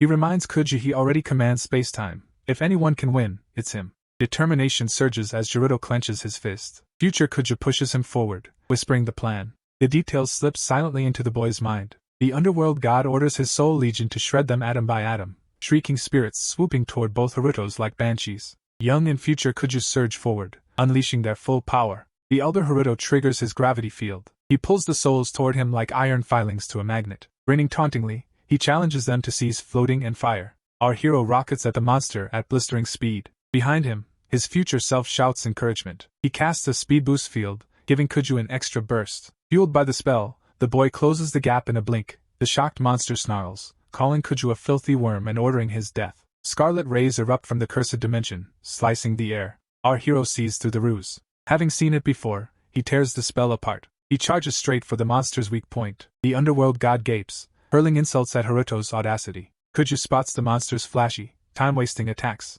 He goes for a decisive kill shot, targeting the exposed temporal tear in its heart. He snarls, channels Chaos Meteor, and unleashes it. The monster spits curses, warning him not to overreach. But Haruto drives his attack straight into the monster's core. The beast screeches in agony, begging for its cursed edge. Kuju instantly activates Avatar Replay. The blow splits, softening as he crashes back down. Without missing a beat, the hero rises again and lands his final strike straight into the monster's heart. Kuju drives his sword into what should be the creature's heart. But a grin spreads across the monster's face, and the boy realizes there is no heart at all. In the next instant, the monster lashes out. He cleaves Kuju clean in half, the blade ripping through his gut. To the side, the elder Gerudo watches, tears welling as the nightmare unfolds. The monster cackles, ridiculing Kuju for thinking its chest was a true weak spot. With a cruel grin, it reveals the supposed vulnerability was a ruse, a bait to deceive. Kuju collapses, seemingly slain, while the beast erupts in hysterical laughter. Its eyes lock on future Haruto, growling for him to step forward. The older man freezes, his composure shattered by the sight of Kuju torn apart, his mind scrambling for any real weakness. The creature sneers, explaining that gods have no innate flaws. Any such flaw would be as untouchable as Hades' forbidden crown. It taunts further, pointing out that no divine savior has come to rescue Kuju. The elder Haruto balls his fists, shouting that at last they have a clue. Our hero springs up, leaving the monster gaping in disbelief at his survival after being bisected. Kuju calmly reveals the creature never truly sliced him. The apparent wound dissolves like a fading illusion. He confesses that moments before his torso seemed torn, he swapped places with the decoy via Avatar Replay, while the monster fixated on the duplicate. The real Kuju lingered unseen, concealed. Now perched on the monster's shoulders, Kuju leaves the beast stunned, the creature reeling and insisting no one could survive its divine scythe. Kuju admits it should have been fatal, but a precast space-time rollback rewound the moment, like a video rewinding before the killing blow. Our hero recalls the warning his future self gave. He warns that the skill's complexity forbids using it twice on the same target. A satisfied grin spreads as the risky plan succeeds, and he presses his blade to the monster's throat. Meanwhile, future Haruto triggers Stop Chain, maxed at level 78. The older Haruto shouts with fierce excitement, "Now we set the final scene!" He unveils the true weakness, the floating crown, and the head beneath it. Both Harutos stand united, poised to shatter the creature into microscopic dust. Suddenly, Kuju's mind flashes to his little sister Ria. Her soft voice whispers, "I love you." The memory steals his will, roaring with a force that rattles the room. He roars of his brotherly resolve and cleaves the monster's head off in a single vicious swing. The severed head explodes into 100 shards. The massive corpse crashes down, freeing every tormented soul trapped in the chamber. A system alert flashes. Soul Reaper, god of the underworld, defeated. Rewards: 124,356 XP and 35,635,343 credits. Kuju smirks, relief flooding his voice as he declares the extermination complete. A luminous pathway materializes toward the top floor. Older Haruto urges him forward. Finally, the highest level awaits. He nods without hesitation. Half joking, he asks if he'll really look like his older self, prompting a playful threat of a smack. Our hero mutters that it would have been easier if the future version had helped from the start. His older self reveals it was a desperate move with a deeper purpose. He orders Kuju to stop the chatter, time's running before the space-time breach opens. A flick of his hand transports them to the Sky Castle's top floor. The sky glows, crystal clear and radiant. Suddenly, older Haruto gestures skyward. Side by side, they stare into the endless sky. Their eyes widen in shock as they spot her. Ria is trapped within the swirling space-time vortex. Our hero and older Haruto stand beneath the warped rift of space-time. Future Haruto warns the rift stays tethered for exactly 9 minutes 48 seconds, so they needn't hurry. The older Haruto levitates toward the sky rift, leaving Kuju stunned by the sudden ascent. His future self simply flicks a finger, conjuring glowing steps beneath them and urging Kuju to hurry. Kuju scrambles upward after him. They reach the rim of the yawning space-time breach. Both lock eyes on Ria, peacefully asleep within the vortex. Kuju whispers her name. She blinks awake, meeting his gaze. He pauses, uncertainty flickering across his face. He extends a hand, vowing he's right there with her. Older Haruto steps in, urging calm and reminding him that normal laws don't hold inside the rift. Because only space-time magic works there, future Haruto will enter and pull her out, warning our boy to be ready to catch her before she slips away. Inside the rift, older Haruto weaves magic, forcing Ria outward. Kuju shouts from outside, desperate for his cue. The brothers stare at each other. When older Haruto suddenly flickers, our hero's eyes widen as the rift contracts, sealing far sooner than expected. Kuju stands powerless. Future Haruto braces against the collapse, pushing his power to the limit. He yells for Kuju to pull Ria toward him while he tugs from the other side. Both Harutos channel every ounce of power. The older Haruto shouts that if the rift seals on her, she'll be ripped apart. Even if she escapes, a missed grab will drop her to her death. Kuja nods, accepting the gamble. At the elder's roar, the younger Haruto lunges forward. Grabbing Ria's hand, he pulls her tight against his chest. With his sister cradled, Ria clings, relief flooding her eyes. Kuja urges his future self, demanding his turn. Yet the older Haruto stays frozen. Kuja presses. "What's wrong?" He whispers that this is their parting moment. The hero's heart sinks. The older Haruto reveals his limit is reached. His final move exhausted the last of the Chronos fuel. He admits there's no way back to his era. When Kuja protests, the future Haruto scoffs, admitting he never was a model student. He adds that he wasted too much time whining and fumbling details, letting feelings derail his progress. Still, he says he has no regrets fighting alongside someone with a heart like Kuja's. He tells Kuja the rift will never open again and offers a final farewell. Although Kuja refuses to accept the loss, his future self insists he must leave his hopes behind. Now it falls on Kuja to save the world. Kuja clenches his jaw and vows to fulfill it. Hearing the pledge, the elder turns toward Ria. He smiles, relieved that she's safe. Ria silently wonders if this stranger is also her brother. Future Haruto lets fleeting memories surface. A faint smile forms. Just as the rift finally seals shut, Kuja stands crushed yet grateful. He has gained and lost someone dear in an instant. It's been a day since Kuja Haruto cleared the Tokyo Tower Sky Castle dungeon. Now he strides into his classroom at the Adventurer Cultivation Agency's high school division. He enters to find a crowd of girls clustered at his desk, insisting they've been waiting for him. He can't understand why these third-year seniors are suddenly so eager. A student steps forward, introducing herself as a delegate from the Ryuga Victims Association, there to thank him. The group bows together. One girl whispers to her friend how satisfying it was to see that vile offender fall, and her friend replies she can finally sleep without tears. They hail Kuju as their hero, puzzling over who first dubbed him the God of Plagues. He merely wishes they'd settle down, craving a quiet, carefree life. Suddenly, Sakurakuji, the stunning student council vice president, arrives. She bows as the council's envoy, apologizing for the former president's misdeeds. Haruto waves it away, assuring her she bears no blame. Even after his reassurance, she wears a guilty smile, announcing she's about to assume the presidency. She implores him to aid the school from within, saying she's recruiting for the council. She also begs him to lead the mage security squad and mentor the students. Haruto flatly declines, leaving Sakurakuji visibly shocked. She seizes his hand, vowing to do anything to win him over. From a distance, Reni watches, eyes wide with disbelief. A classmate rushes in,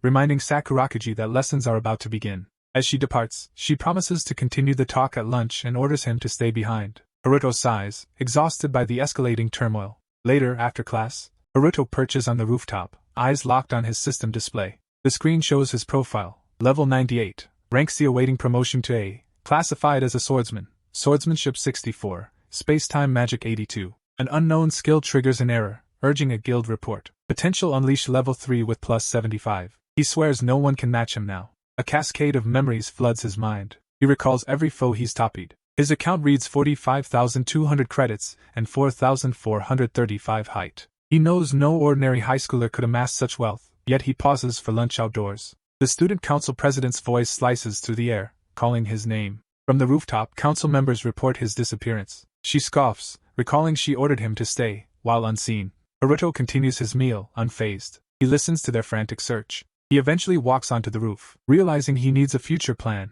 he turns to his plushie for ideas. But then he suddenly recalls his companion. Canyon is nowhere in sight. He looks up at the sky, a strange emptiness washing over him. Later, back at his apartment, Ria immediately scolds him for being late, saying she's waited forever. Her scowl softens into a smile as she welcomes her big brother home. Kuju's heart warms, and he tells her brother has finally returned. Ria surprises Kuju Haruto with a delicious homemade meal she proudly prepared just for him. She frowns when she sees his eyes flick between her dish and the convenience store snacks he bought. Realizing his mistake, he quickly defends himself, saying he grabbed the snacks out of habit. Despite being the younger sibling, Ria adopts a big sister tone, scolding him for splurging without asking. He nods, admits fault, and vows not to repeat it. She sternly reminds him to be prudent now that they live together, and to start saving properly. A warm feeling spreads through his chest as he wholeheartedly agrees. She offers a gentle smile, welcoming him home. Suddenly, a flash of his future self's serene grin fills his mind. He tells his sister it feels great to finally be back. Before they eat,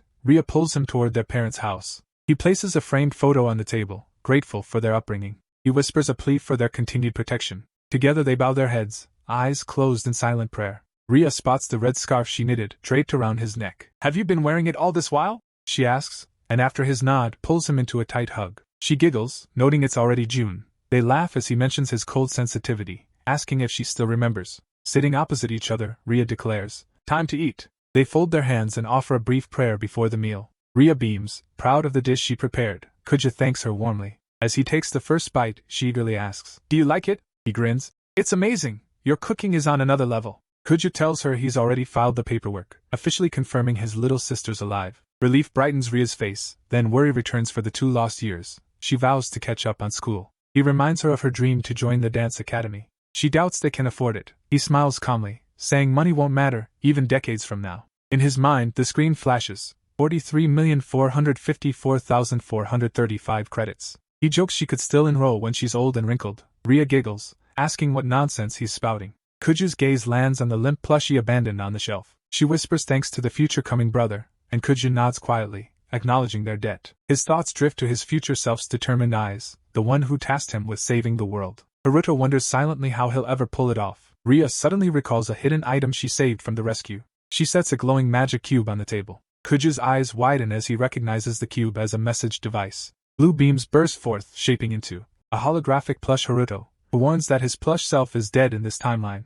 He points out that Kuju is likely sitting there, clueless and trapped. With a grin, the hologram says if he's seeking a way to save the world, the greatest mage ever already foresaw this exact crisis. He smugly asks Kuju to admit he's the most awesome guy alive. Kuju merely rolls his eyes, unwilling to feed the hologram's ego. Plushie Haruto reveals he'll dispatch a future version 2 letter directly into Kuju's storage, leaving him blinking in disbelief. His future self confirms the letter holds the key to saving the world. He then challenges Kuju, asking if he grasps the burden of being their savior. The cube messenger buzzes incessantly with pings from his future self. A system alert flashes, triggering her shift into spacetime Mage Vare as version 2 materializes in Haruto's storage. The plushie's voice reverberates, warning him not to slack off now that he's no longer watching over his shoulder. Hologram dubbed savior, Kuju feels a tight knot of emotion in his chest. Nearby, Rhea ponders the title. She thinks calling her brother a savior sounds downright badass. He sighs wearily, dismissing the hype as nothing special, riddled with behind-the-scenes headaches. High above the Adventurer Guild's Tokyo headquarters, the 7 S-rank sages gather.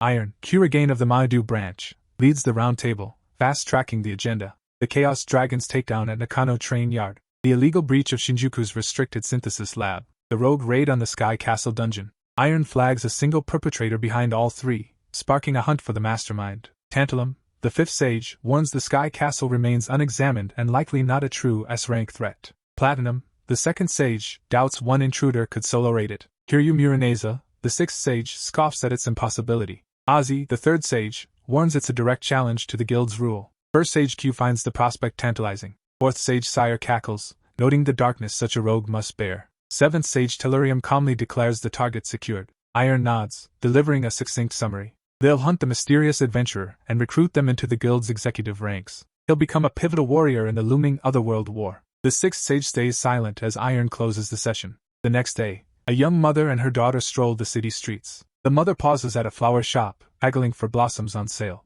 A brilliant blue butterfly catches the little girl's eye. Saki darts after it, slipping onto the bustling street. A speeding truck barrels straight toward her. The driver yells in shock. The mother turns, her scream tearing the air. The crowd freezes in terror as the vehicle slams into Saki. The mother collapses, racked with grief. Suddenly, a miracle unfolds. Kuju Haruto materializes in an instant, cradling Saki safely. The sobbing mother lunges forward toward her child. Kuju gazes at Saki, whispers reassurance, and she returns a bright, grateful smile. Saki thanks her rescuer for saving her life. Her mother rushes over, clutching the girl tightly as relief washes over her. Kuju stands stunned, questioning how he pulled it off. When he saw her fall, he thought he couldn't reach her in time. Yet spacetime magic turned the impossible into reality. He cracks a small grin, noting the ruined drink and balloon, a small price for a life. He walks away quietly proud of his growing powers. Between sobs, the mother begs to wait so she can thank him, but he gently brushes it off, saying it's unnecessary. She insists his heroism can't go unnoticed, and demands his name.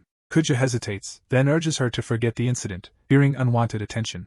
He adds that he must leave. Before she can stop him, he's already turning away. He mutters he'll be late if he doesn't hurry, while a figure darts across rooftops at full speed. Haruto finally drops onto the school roof. He peers over the edge. He sees the student council president asking around for his whereabouts. With no answers, she assumes he hasn't arrived yet. Later, inside the classroom, he scans the room. Rumors about him swirl, leaving the boy restless. He feels every gaze without even checking the time stream. From her seat, Rin watches him, sensing he's drifted beyond her grasp. She remembers their encounter at the Shinjuku Metropolitan Government Guild branch. Rena had just cleared a B-rank dungeon and was checking out. Then the guild officer asked if a student named Kuju was enrolled at her school. She confirmed his enrollment. The officer revealed that Takamon of the weapons synthesis lab had unveiled the Kuju theory. A Nakano student's clue sparked the discovery, though the man dismissed it as a wild tale. Yet Rennie silently questions how far our hero will push himself. In the classroom, the professor wraps up his lecture and announces an exchange student arriving next week. During lunch break, the hallway buzzes with chatter.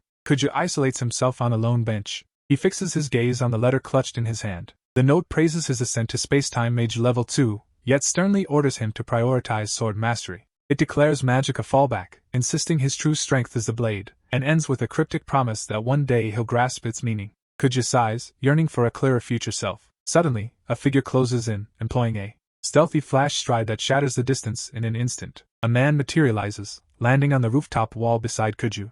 Kuju narrows his eyes, watches the stranger unsheath a magic blade, then stands and demands his name. The man asks, "Are you Anon?" He says he must borrow Kuju's strength. Turning to Haruto, he warns that the world's end is fast approaching. Kuju can't stop replaying the stranger's words in his head. Frustrated at missing the man's approach, Kuju senses a heavy, uncanny presence. His mind circles back to the apocalyptic warning, searching for meaning. The bespectacled man nods gravely, declaring that everything Kuju cherishes will soon crumble to dust. Kuju's thoughts snap to his sister, dread flooding him at the implication. He shakes his head, refusing to believe the prophecy. Haruto retorts he has no clue who the stranger is or what game he's playing, noting the man's sudden appearance feels like a thinly veiled threat. Kuju bluntly says the newcomer exudes a familiar aura he dislikes. He declares he'll chart his own path, refusing to be anyone's puppet. The Specs operative changes his approach. He pulls up a video, showing Ria dancing at her academy. Fury erupts as Kuju sees his sister on screen, cursing the man for the cruel stunt. The stranger recoils, recognizing the raw, unbreakable spirit in the youth. He realizes Kuju possesses the instincts of a true swordsman. Trying to calm the tension, he claims the footage was merely a background check, swearing he never harmed her, and invoking his swordmaster's name. He declares he's ready to settle the score now. Kuju fires a death glare, warning that the line's been crossed and he shouldn't beg for mercy. The bespectacled man replies calmly, saying he accepted that from the beginning. Their swords tighten in hand as tension crackles. The glasses wearer marvels at the lethal aura emanating from Kuju. Haruto notes the absence of any chrono distortion around his foe. He admits Kuju will never witness time flow this way again. Something's terribly amiss. Without hesitation, he lunges forward at blinding speed. He realizes Kuju's lethal intent isn't mere intimidation, it's total erasure. Kuju sees that this skill is what's annihilating the surrounding chrono fields. His thoughts race, wondering why this geek is dissecting his own technique. He doubts the man's motives, real or just a half-baked villain.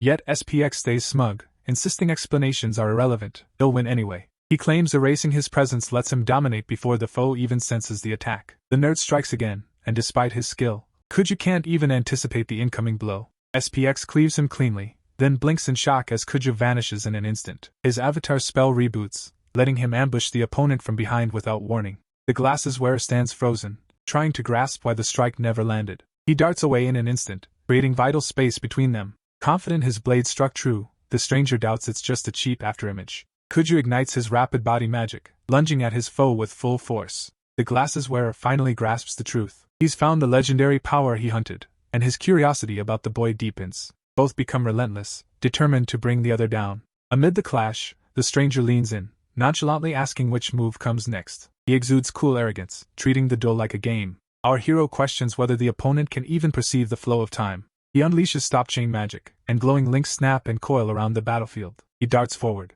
In a flash, he bridges the gap and lands a crushing fist, unleashing a devastating chrono fist. The blow is so brutal the boy drops his sword in panic. He instantly triggers steel body magic to brace. The impact hurls the stranger backward. He skids across the ground. Stunned, the boy reels from the sheer force. He knows this isn't a half-hearted attack. In that instant, he realizes Kuju has awakened. Our hero stands, breathing hard, eyes blazing with rage as his last strike barely rattled the opponent's defenses. Suddenly, the glasses-clad foe drops his guard. He offers a genuine apology for pulling Ria into the fray. He begs forgiveness for his reckless insults, swearing never to cross that line again. Kuju stares, bewildered by the abrupt change in tone. The stranger sheathes his sword and turns to walk away. Our hero snarls, demanding the fight end on his terms, reminding the man the battle isn't over. The nerd coolly nods, admits the duel's unfinished, and suggests they settle it at his school. The proposal catches our boy off guard. The stranger praises Kuju's rare talent but warns he's still weak and far from true mastery. He invites our hero to train at his academy and unlock the sword's secrets. Kuju recalls the letter's warning that his true gift is the blade, and mastering it will forge him into a supreme space-time mage. He remains resolute, bluntly declaring he trusts none of the man's words. The specs-clad foe smirks, taunting that his current superiority alone should make Kuju listen. With the talk over, the glasses man extends a final invitation and disappears. The moment he vanishes, Kuju feels a weight settle in his pocket. He fishes it out. It's an exchange permit linking his school to Azabu Academy. He realizes the nerd slipped it into his pocket during the fight. Seeing the invite was a trap, Kuju realizes his foe has been watching his every move. He lingers outside the school, his mind consumed by Kuju Haruto. He's confirmed Kuju isn't a wannabe, he's the genuine article. A scheme starts forming in his head. Before the 7 sages can claim and discard him, he'll train Kuju, then enroll him among the sages. He plans to wield Kuju to crush the sages and usurp their power, thwarting Kurigane's ambitions. On the playground, Kuju stares intently at the student exchange program letter. The letter promises to boost adventurers' combat strength, limits applicants to agency school students, and grants council members elite perks.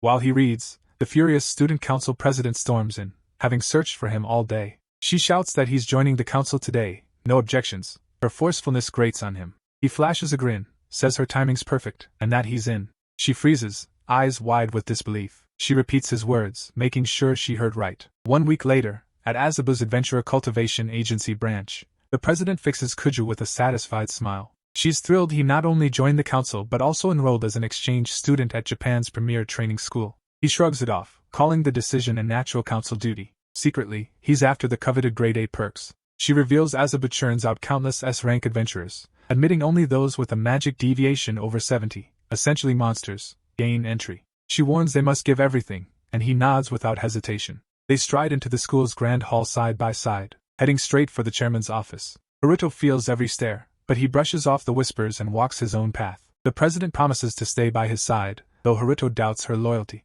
They arrive on the 20th floor, stopping before the chairman's door. She knocks, apologizing for the intrusion. Inside, a man sits waiting, introducing himself as Kiryu Muramasa. Kuju's eyes widen. Kiryu is the foe he just battled. The chairman rises, calm smile in place. He notes that magic reigns supreme in this age, yet this academy trains only the blade. The exchange program, he says, pits swords against swords, no spells. Kiryu declares he'll thrust Kuju to the top of the duel rankings. Sakura Kuji snaps, reminding him the program never demanded that. Our hero asks if it means a rematch with the chairman. The question leaves the president utterly baffled. Kiryu explains, the duel champion earns the right to face Azabu's strongest, himself. Our protagonist grins, exactly what I've been waiting for. He vows to seize first place, defeat the chairman, and walk out on his terms. Sakura Kuji trembles, the tension thickening. Kiryu warns his only gripe from their last clash was its abrupt end. Kuju retorts that once settled, they'll have no reason to linger. Impressed by their ambition, Kiryu hands out IDs and schedules, activating full grade A access. Haruto checks his profile, Swordsman, level 98, 14th in Azabu, 4395th overall. He notes the system forces him to duel higher-ranked rivals to ascend. Outside, Sakura sighs, stunned by the absurdity. She asks how to reach first place. Kuju bluntly says a new council president needn't even try. He concludes the quickest rise lies in targeting the elite's hangout. One spot flashes in his mind, and he heads there first. On the agency's second floor, the cafeteria hums with students. Sakura Kuji eyes Kuju Haruto, asking if he skipped breakfast. He shrugs, admitting he hasn't eaten yet. A holographic girl materializes, cheerfully greeting the supposed new transfers. She preaches the school's belief that breakfast fuels the day, urging them to eat. Kuju suspects she's scanning their IDs, while the maid pushes him to scan the massive menu. He arches an eyebrow, questioning if the meals are complimentary. Sakura notes that a school with this budget operates on a whole other tier. She decides to scrutinize every dish. He tells her to stop stalling and just eat, and they both burst into laughter. Scanning the menu like scripture, she declares the automated system perfect for nutrient balance, calling it her dream cafeteria and vowing to replicate it back home. Kuju finds his new president delightfully eccentric, yet he refocuses on the real reason he's here. He spots a gang of thugs cornering a freshman, the leader sneering that the boy's sword is far beyond his skill. The ruffians snatch the blade while the student begs for its return. The leader laughs, declaring the exquisite sword unfit for a weakling. When the boy insists, the bully silences him, accusing him of trespassing in raid faction seats. Our hero notes that even elite schools harbor scum. He remarks the cafeteria is a teacher-blind spot, but this early trouble could fast-track his rise. The bully tells the boy he can't even set foot in the cafeteria unless his rank hits double digits. The The boy retorts that rank shouldn't dictate where one eats. The thug seizes his collar, forcing compliance. He derides the kid as a god of plagues, with zero magical talent. He slams the boy to the floor. Is this the moment he finally steps in? The bully sneers, calling the sword pearls before a pig, and plans to sell it at the guild shop for the faction's funds. When the trembling youth pleads, explaining the blade was his father's gift, the bully readies a punch, growling that he won't listen to sob stories. The boy steadies himself for the blow, only to watch a hand halt the fist midair, eyes widening. He sees Kuju restraining the bully with a single palm. Stunned, the bully demands, "Who are you?" Kuju coolly replies, "I'm an exchange student from Nakano. Who's the top ranked here?" The bully stays silent. Haruto flips him aside, retorting that the quickest way to get answers is to prod a hot-headed fool. The bully's two cronies watch, mouths cursed, stunned. Haruto threatens to hunt down the school's top-ranked student. Suddenly, he feels an unseen blade swing toward him. In that instant, a towering third year storms the cafeteria, eyes blazing, and declares, "I'm Reidu Nobunaga, leader of the Reidu faction. Stop picking on my crew." Reidu, the third-rank swordsman and heir to the Kishin style, is infamous for causing chaos that even teachers can't quell. Nearly matching the top student's skill, he's a prime contender for a post-graduation title, now tangled with an exchange student, and wondering how it escalated. Haruto calmly points out he only stepped in because Reidu's gang was bullying a fellow student. Reidu's fury spikes as he demands the truth from his comrades. They instantly spin lies, claiming they were only saving seats for the faction. Enraged, he slams his fist into all three, shattering their deceit. The bullies collapse, stunned. Reidu notes the liar's eyes always flicker. He returns the blade, reverently laying it down. He apologizes to the victim, speaking for the entire faction. Kuju dismisses the need, but Reidu persists. He respectfully places the sword back on the ground. Our hero can't help admiring such candid leadership. Reidu turns to Kuju, admitting he'd rather just let it go, but endless apologies without action will tarnish the faction's reputation. So he challenges our boy to a duel. The victim urges Kuju to retreat, warning that he's facing the school's third-ranked. Our protagonist replies with a fierce, "Hell yes, I'm more than ready." Reidu smiles, pleased with the clear path ahead. He leaves, promising to meet at the arena after class. Our hero feels his heart race at the looming battle, but the boy beside him still trembles. He wonders why anyone would be this reckless. Kuju smiles and asks if the boy is really okay with this life. He warns that the bullies will haunt him throughout high school unless he stands up. The boy mutters he'll just endure and let it pass. Suddenly, his sword begins to glow. The light catches his eye. Our hero sees the student's true potential. Kuju taps the boy's chest, asking if his real self is buried inside. He questions what the boy will do when they inevitably steal his sword again. The boy is speechless as Kuju points out that even though he doubts victory, his body still craves to fight. With a trembling voice, the boy finally admits he refuses to let this continue. Courage ignites. He vows to defend his sword forever. Impressed, our hero asks for his name. The boy replies, "Ibuki Mitsurugi," and they clasp hands firmly. Kuju leans in, scheming. He tells Ibuki he must also duel the sword thief. Our protagonist pledges to back Ibuki to victory, craving a shared triumph. Ibuki nods, fire blazing in his eyes. A message flashes from Sakurakuji, demanding his whereabouts. He replies, still munching, irritated by the interruption. Sakurakuji, hearing of the duel, freezes outside the prep room, baffled why the newcomer chose a sword fight on day one. She corners Kuju Haruto, who shrugs and mutters about everything that's happened. She snaps, "Do you really think I'll let this go?" He retorts that the board chairman himself commanded them to chase the top spot. He decided the quickest route is to challenge the third-ranked student right away. She can't believe it's that straightforward. He lays out his plan, claim first place, take down the board chairman, then go home. Ibuki doubts whether Haruto truly intends to aim that high. Yet, knowing Haruto, he believes the boy could actually pull it off. He adds that Kuju defeating the chairman would be an unprecedented feat in Azabu's history. He could even walk away with the legendary skill cube, a name that makes Kuju pause, having never heard of it before. It turns out the school's founder, Kiru, sealed the deepest sword craft secrets inside that cube. Our protagonist recalls Haruto's words on mastering the sword's mysteries. He remembers the promise of uncovering them right here. Ibuki reveals the dimensional slash, a rare sword art that cleaves through dimensions. He double-checks the technique's name, realizing that, if real, it could be the key to saving the older Haruto. The prospect fuels his resolve. Failure isn't an option. Charged, Kuju's fighting spirit surges. First, he urges Ibuki to strike the opening blow.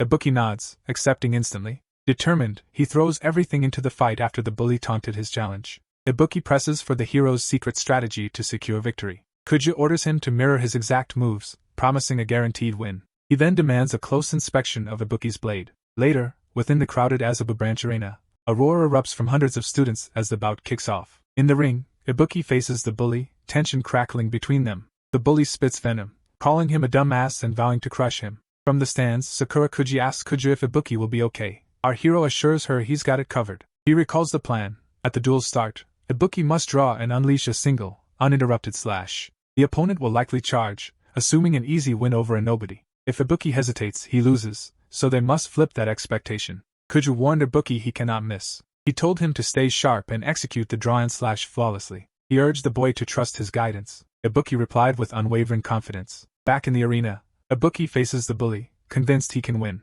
From the sidelines, Raido watches as the referee raises his hand, signaling the duel's start. The two fighters lock eyes in a tense, silent stare-down, ready to clash. First steps up Ibuki Mitsurugi, a second-year ranked a lowly 3,424. Opposite him stands the bully Kinju Kentaro, a swordsman boasting rank 153. Kinju jeers, promising to keep their friendship alive once he wins. Ibuki silences him with a cold stare, refusing to waste words. His focus narrows to a single goal. He shouts back, vowing that a victory will end Kinju's harassment forever. Kinju scoffs at his resolve. Kuju Haruto can't hide his grin, thrilled for his newfound ally. The referee lifts his hand, and the duel erupts. He watches Kinju's first move. He assesses whether the challenger truly has dual blade skill. The verdict is swift. The opponent is as inept as expected. Ibuki sees the duel unfold exactly as he foresaw. At the signal, Kinju lunges immediately. Remembering, never look away, Ibuki stays poised and draws in one fluid motion. Kinju's eyes flare with shock. The slash is so swift he barely feels it before both of his swords snap cleanly in half. The bully's entourage freezes, stunned by the display.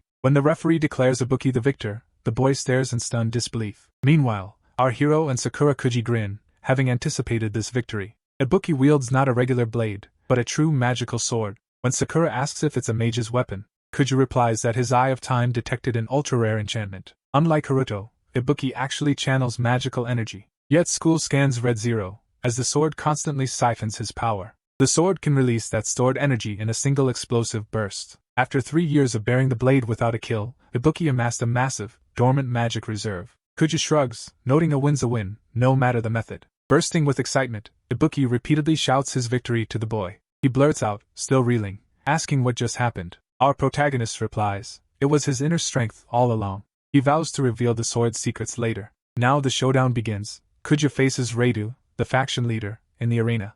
Raidu warns he won't hold back. He knows his group's reputation hangs in the balance. Brimming with confidence, our hero grins and accepts. They clamp their swords poised to clash. The referee lifts his hand, signaling the start. Both fighters stand firm, waiting for the first move. The audience murmurs, puzzled by the stalemate. Kiryu leans in, eyes glued to the scene. Kuju Haruto narrows his stare. He wonders why his foe stays so relaxed despite the glaring gaps in his guard. No matter what Raidu thinks, our hero doesn't hold back. Suddenly, Kuju charges full speed. Then a strange pressure clamps onto him. He recognizes the feeling instantly. It mirrors his earlier encounter with the bespectacled stranger. His Eye of Time flickers awake. Yet no trace of Chronos magic lingers nearby. He wonders if every Azabu elite can wield that choking aura. If they can, their moves defy time, so he holds his ground. Raidu steps forward, pauses at mid-range, and casually declares the spot fine. Suddenly, he unleashes a Keishan nature-style strike, lunging forward. Invisible blades slice outward from all directions. Relying on reflex alone, he darts to evade.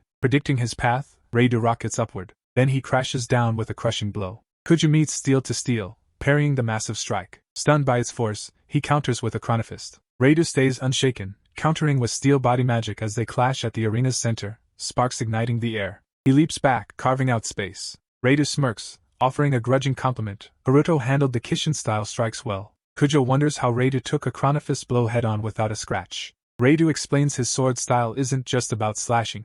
It molds the body to be as unbreakable as the blade itself. Realizing time tricks won't work, Kujo drops the Eye of Time and trusts his instincts. Raidu notices the shift as his opponent lets go of his distractions. He discards his own.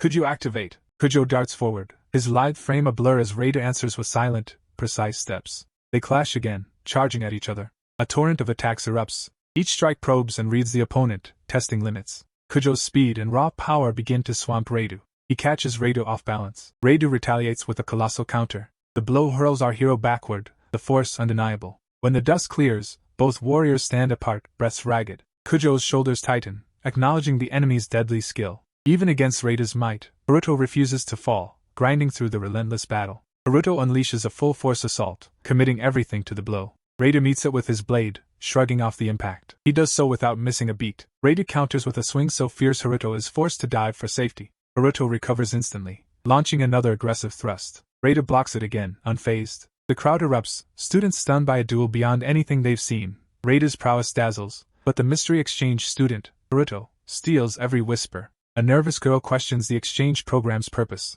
while a bookie below yells Haruto's name. Rowdy fans nearby chant for Rena, urging him to flatten Haruto. Our hero refuses to fold. Defeat isn't even a choice. He fights with a single purpose, saving someone, so victory is non-negotiable. Mid-battle, Rena pauses, studying his foe. Kuju moves with a weighty burden, as if he bears more than his own body. Rena oddly respects that heaviness. He, too, carries his own baggage and won't back down. The protagonist feels Rena's energy surge, a pressure that borders on suffocating. Rena rockets upward, then crashes down with a crushing blow. He fights not for spectacle, but to bear his own burdens in the arena. A childhood flash hits Rena, an 8-year-old with a backpack slung over his shoulders. He stepped out for school as his mother called after him. The moment he entered the classroom, the atmosphere shifted. His desk was plastered with vicious insults and ugly doodles, a clear target. Laughter and whispers rippled from the other kids. He stared at the mess, puzzling over who could hate him so deeply. He sat in silence, surrounded by rumors branding him a lost cause, useless, troublemaking, unworthy, letting each slur poison his thoughts. The walk home offered no escape. Outside his apartment, he caught his mother's strained voice. A man pressed her about an unpaid loan, and she kept apologizing, panic rising. He reminded her she'd signed as guarantor for a husband who'd vanished long ago. She pleaded for extra time, promising a solution, but it wasn't enough. He stormed out. Rena stood frozen, fist clenched, fury simmering within. That night something snapped. He silently swore never to be weak again. He'd no longer watch his mother crushed by fate. He'd become strong enough to rewrite his destiny. Years later, his promise became action as Rena clawed through underground bouts, forging a fearsome reputation. Opponent after opponent fell before him. Following a win, his manager slipped him a cash envelope. He barely glanced at it, his mind already racing. This wasn't enough. He needed far greater strength. Without protecting his loved one, the fights meant nothing. As he left the venue, the school chairman stepped out of the shadows. Kiryu cut straight to the chase. He told Rena bluntly that true power lies beyond the underground. Raw talent will rot in back alley rings. Impressed by the fight, Kiryu warned him talent alone isn't enough. Rena bristled, assuming it was about money and distrusting the man's vibe. Kiryu remained calm, saying it was about family and offering a way out. That only fueled Rena's anger. Then the chairman slid an envelope across the table. Inside was an offer, admission to Azabu Academy's Keishin swordsmanship school. The invitation came with a full scholarship, no fees, no strings. Kiryu explained the Keishin style fits someone who lives for combat. All he must do is master it. Rena slammed the hand away,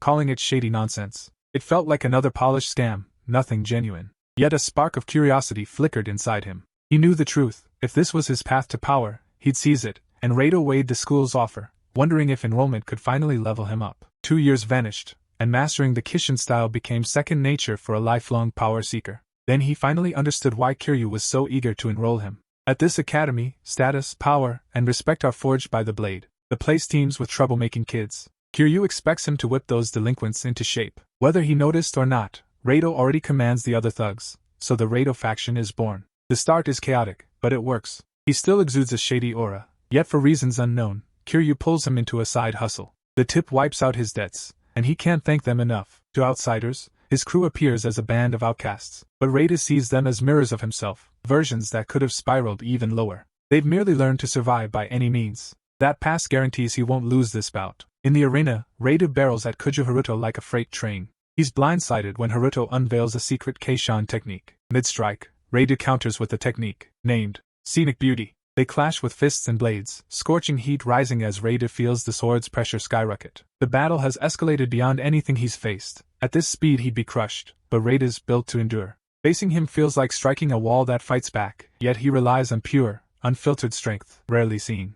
Kuju realizes a prolonged fight won't help. He pivots, unleashing raw power with the sword that's brought him this far. Summoning the Blade of Chaos, he demands its full might, sending a violent surge of power between them. A flash of ancient words ignites in his mind. The inscription reveals his true gift lies in the blade. He must master the sword before becoming a space-time mage. Rena snarls at Haruto, calling him a bastard for laughing, oblivious to the joke. A colossal blast erupts, hurling both combatants apart. When the dust clears, Rena chuckles, finally tasting the thrill of battle. They surge forward once more for a final, decisive clash. Their blades clash, unleashing a shockwave that engulfs the arena in smoke as students gasp, trying to decipher the chaos. Even the chairman leans in, his poker face unbroken. When the smoke lifts, the stunned crowd watches both combatants still upright. Radu roars, his shattered blade littering the floor with shards. He gasps. Our hero has cut through his near-metallic body. The protagonist reels, still feeling the insane pressure of his opponent's sword. It even eclipses the chairman's own blade.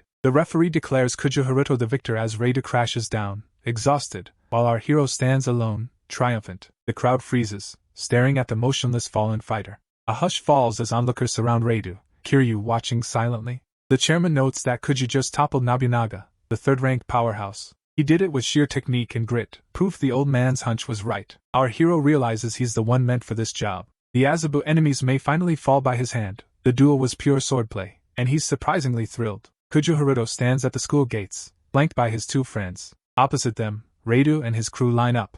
This time, no threats remain. They bow low and offer a collective apology. Our boy stays calm, saying there's no need for lingering regrets. Radu exhales, as if a weight has lifted. Haruto's mercy is a blessing. The former bully looks lighter, and Radu, oddly, finds clarity in defeat, admitting he now enjoys the feeling. Kujo, baffled, wonders how Radu could flip his attitude so instantly, suspecting his steel body training rewired him. Haruto scans the arena. Spotting the lingering students, he decides it's time to leave. He tells Radu they're finished, no more theatrics, refusing the spotlight. Radu smirks, urging him to drop the false humility. Radu cuts the small talk and gets to the point. The crew lines up, echoing their defeat and pledging unwavering support, just a word away. It throws Haruto off guard, in the best way. Haruto agrees, sealing the pact with a handshake. Radu assures him of unconditional backup. The next morning, national headlines celebrate the Metro Police's continued crime decline. But the surge has a dark side. Monster attacks from dungeons rise yearly, prompting police and JSOF to demand tighter ties with the Adventurers Guild. Ria scrolls the morning feed on her phone, seeing a report that Japan's GDP has surged past 10% annual growth since dungeons appeared worldwide 30 years ago. Elsewhere, our hero kneels before his parents' photo, whispering a silent prayer. He turns to Ria, says he's off to school as the anchor explains Japan's boom hinges on a single factor: only native-born citizens possess a natural knack for dungeon exploration, prompting the government to pour funds into companies and schools to accelerate anti-monster tech and magical training. Ria hands him lunch. He nods gratefully as the report concludes, crediting the surge for Japan's full-scale economic renaissance. Kujo Haruto steps outside. Ria waves and asks if he'll be at Azabu again today. He replies that he's still on the student exchange program. She marvels at the sleek campus, praising its top-tier architecture and saying she'd love to visit. He, knowing better, tells her the interior is surprisingly old school. She's surprised. She expected a futuristic campus, but likes the idea of a normal school life for its fun. Kujo nods in agreement. He asks if today is her first day of middle school. She beams, confirming, still feeling like a kid but eager to move forward. He promises to cheer her on, urging them both to give their all, silently vowing never to let Ria feel alone again. Later, on his way to school, Kujo moves through a somber sea of students. He spots a boy gripping a girl's wrist, her resistance obvious. The boy snaps, demanding she knows how much money he's already spent on her. Nearby students murmur, "It's Malyulu,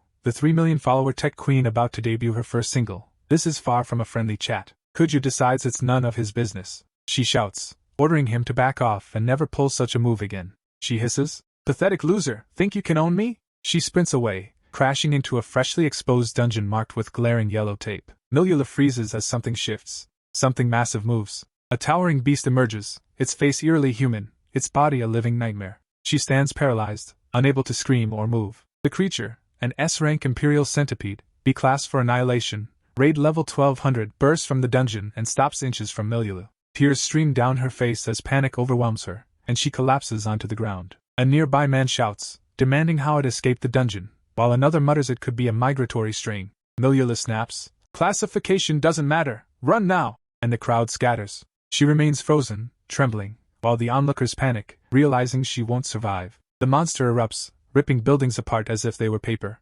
Suddenly, its head is cleanly sliced off. The severed skull slams to the ground with a sickening thud. Everyone freezes, bewildered, staring at the head lying in a heap. When the smoke clears, Kujo Haruto emerges, composed, cradling Malyulu. She looks up, heart racing, as unexpected feelings for him blossom.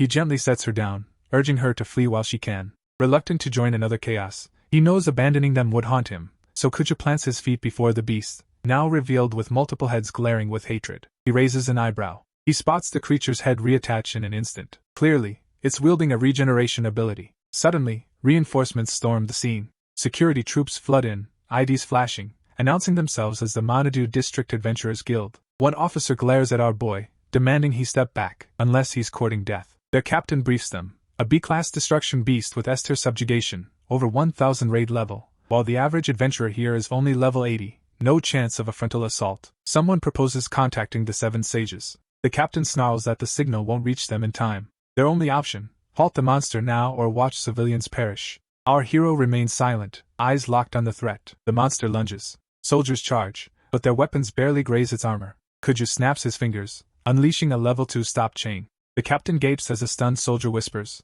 "Did that kid just save us?" Gerudo's mind races, razor sharp. He knows distractions won't matter. Civilians are in peril. He fires his space-time magic at maximum, summoning quick body level 3. A torrent of poisonous breath erupts toward him. He sidesteps with flawless timing. Recognizing the corrosive exhalation, he vows to limit collateral damage. He lunges straight at the beast. Seizing its massive neck, he triggers Avatar Replay. His body ignites in a flash.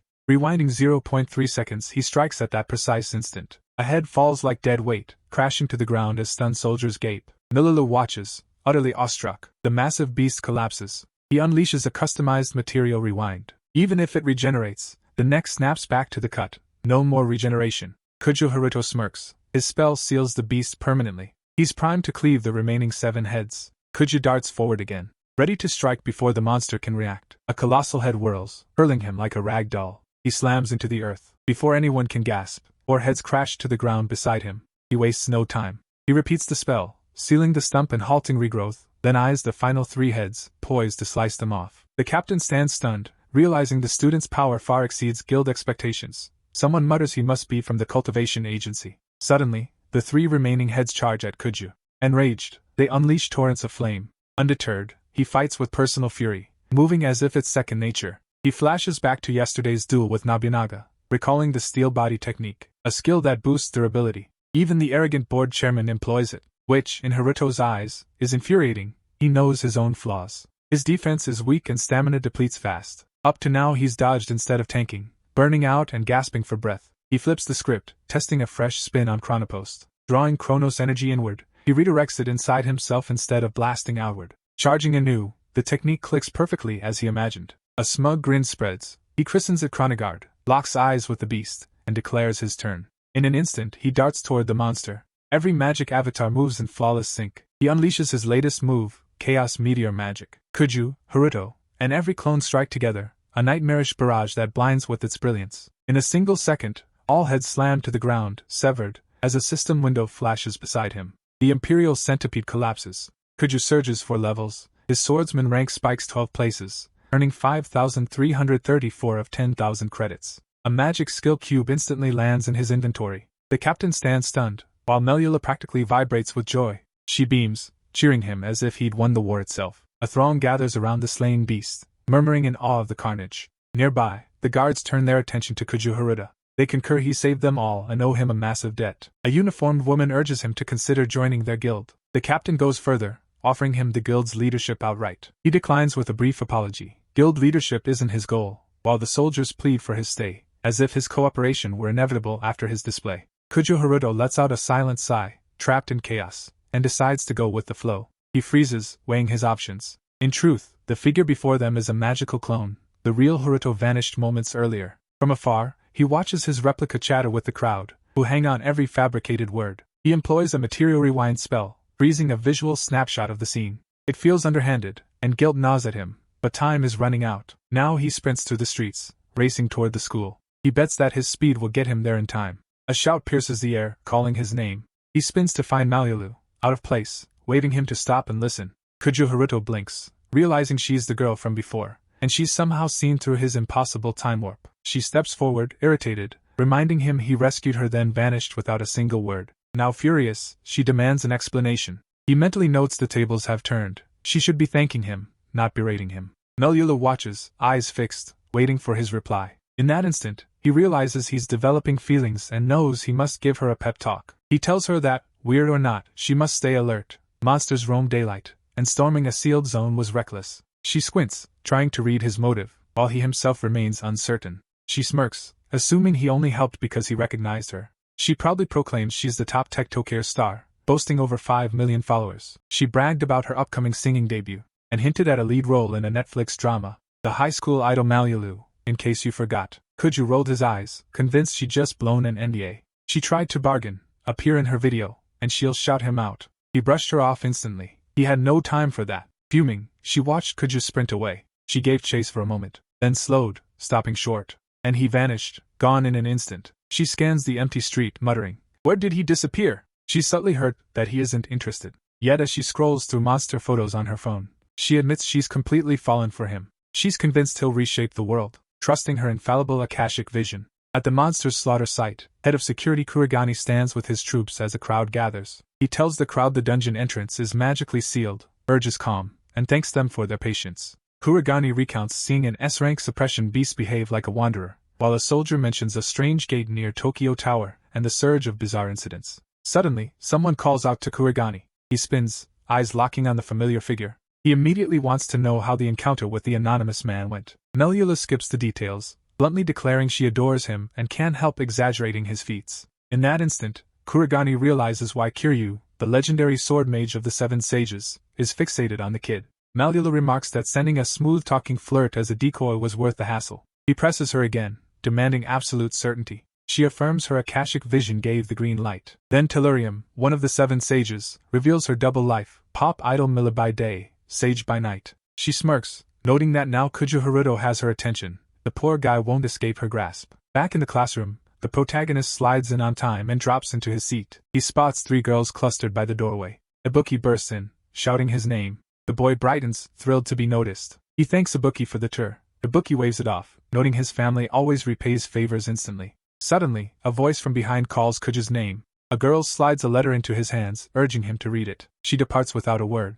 Ibuki seizes the chance, peeking at the note and noting that even in Azabu's tech-rich halls, handwritten love letters persist. He assumes it's a repercussion of the recent duel. Ibuki reveals the messenger was last year's Miss Azabu, then asks for his reaction. He tells her he'll decline later. He's got bigger priorities. Ibuki is shocked he brushes off royalty so effortlessly. Finishing the tour, Ibuki guides Haruto to the last stop, the Modern Dungeon Research Society clubroom. Haruto is stunned to learn Ibuki is both president and sole member. Eyeing a shelf of dungeon toys, he asks if Ibuki truly enjoys this. Ibuki doesn't miss a beat. His obsession deepens with every detail. He cites a rumor of a hidden chamber in Shinjuku's cleared F-rank Imperial Garden dungeon. Haruto already knows the story, so he pivots, asking who tops the school's rankings. Ibuki reveals Azabu's 2 top adventurers are already deep in an S-rank dungeon at Shirokanadai. Haruto snaps, "We're going there now, let's take them down." Ibuki warns him to cool off, noting only licensed elites can enter. The entrance sits on a billionaire's private estate. Haruto asks for the entry price. Ibuki bluntly replies, 50 million yen. Haruto's jaw drops at the staggering fee. Ibuki shrugs. One successful run nets enough high-grade ore to cover that. Haruto's mind races. He needs the top rank to crush the board chairman. He aims to claim the dimensional/skill cube and rescue his older self ASAP. Ibuki explains that entering the Shirokanadai S-rank dungeon requires a party registration, pushing the total cost beyond 100 million yen. Kuja asks whether the current top 2 students actually paid that amount. Ibuki smirks, noting they got in free thanks to the landowner's inner circle. Our hero instantly connects the dots, pulling up his magic screen. The display reads a balance of 48,791,145 yen.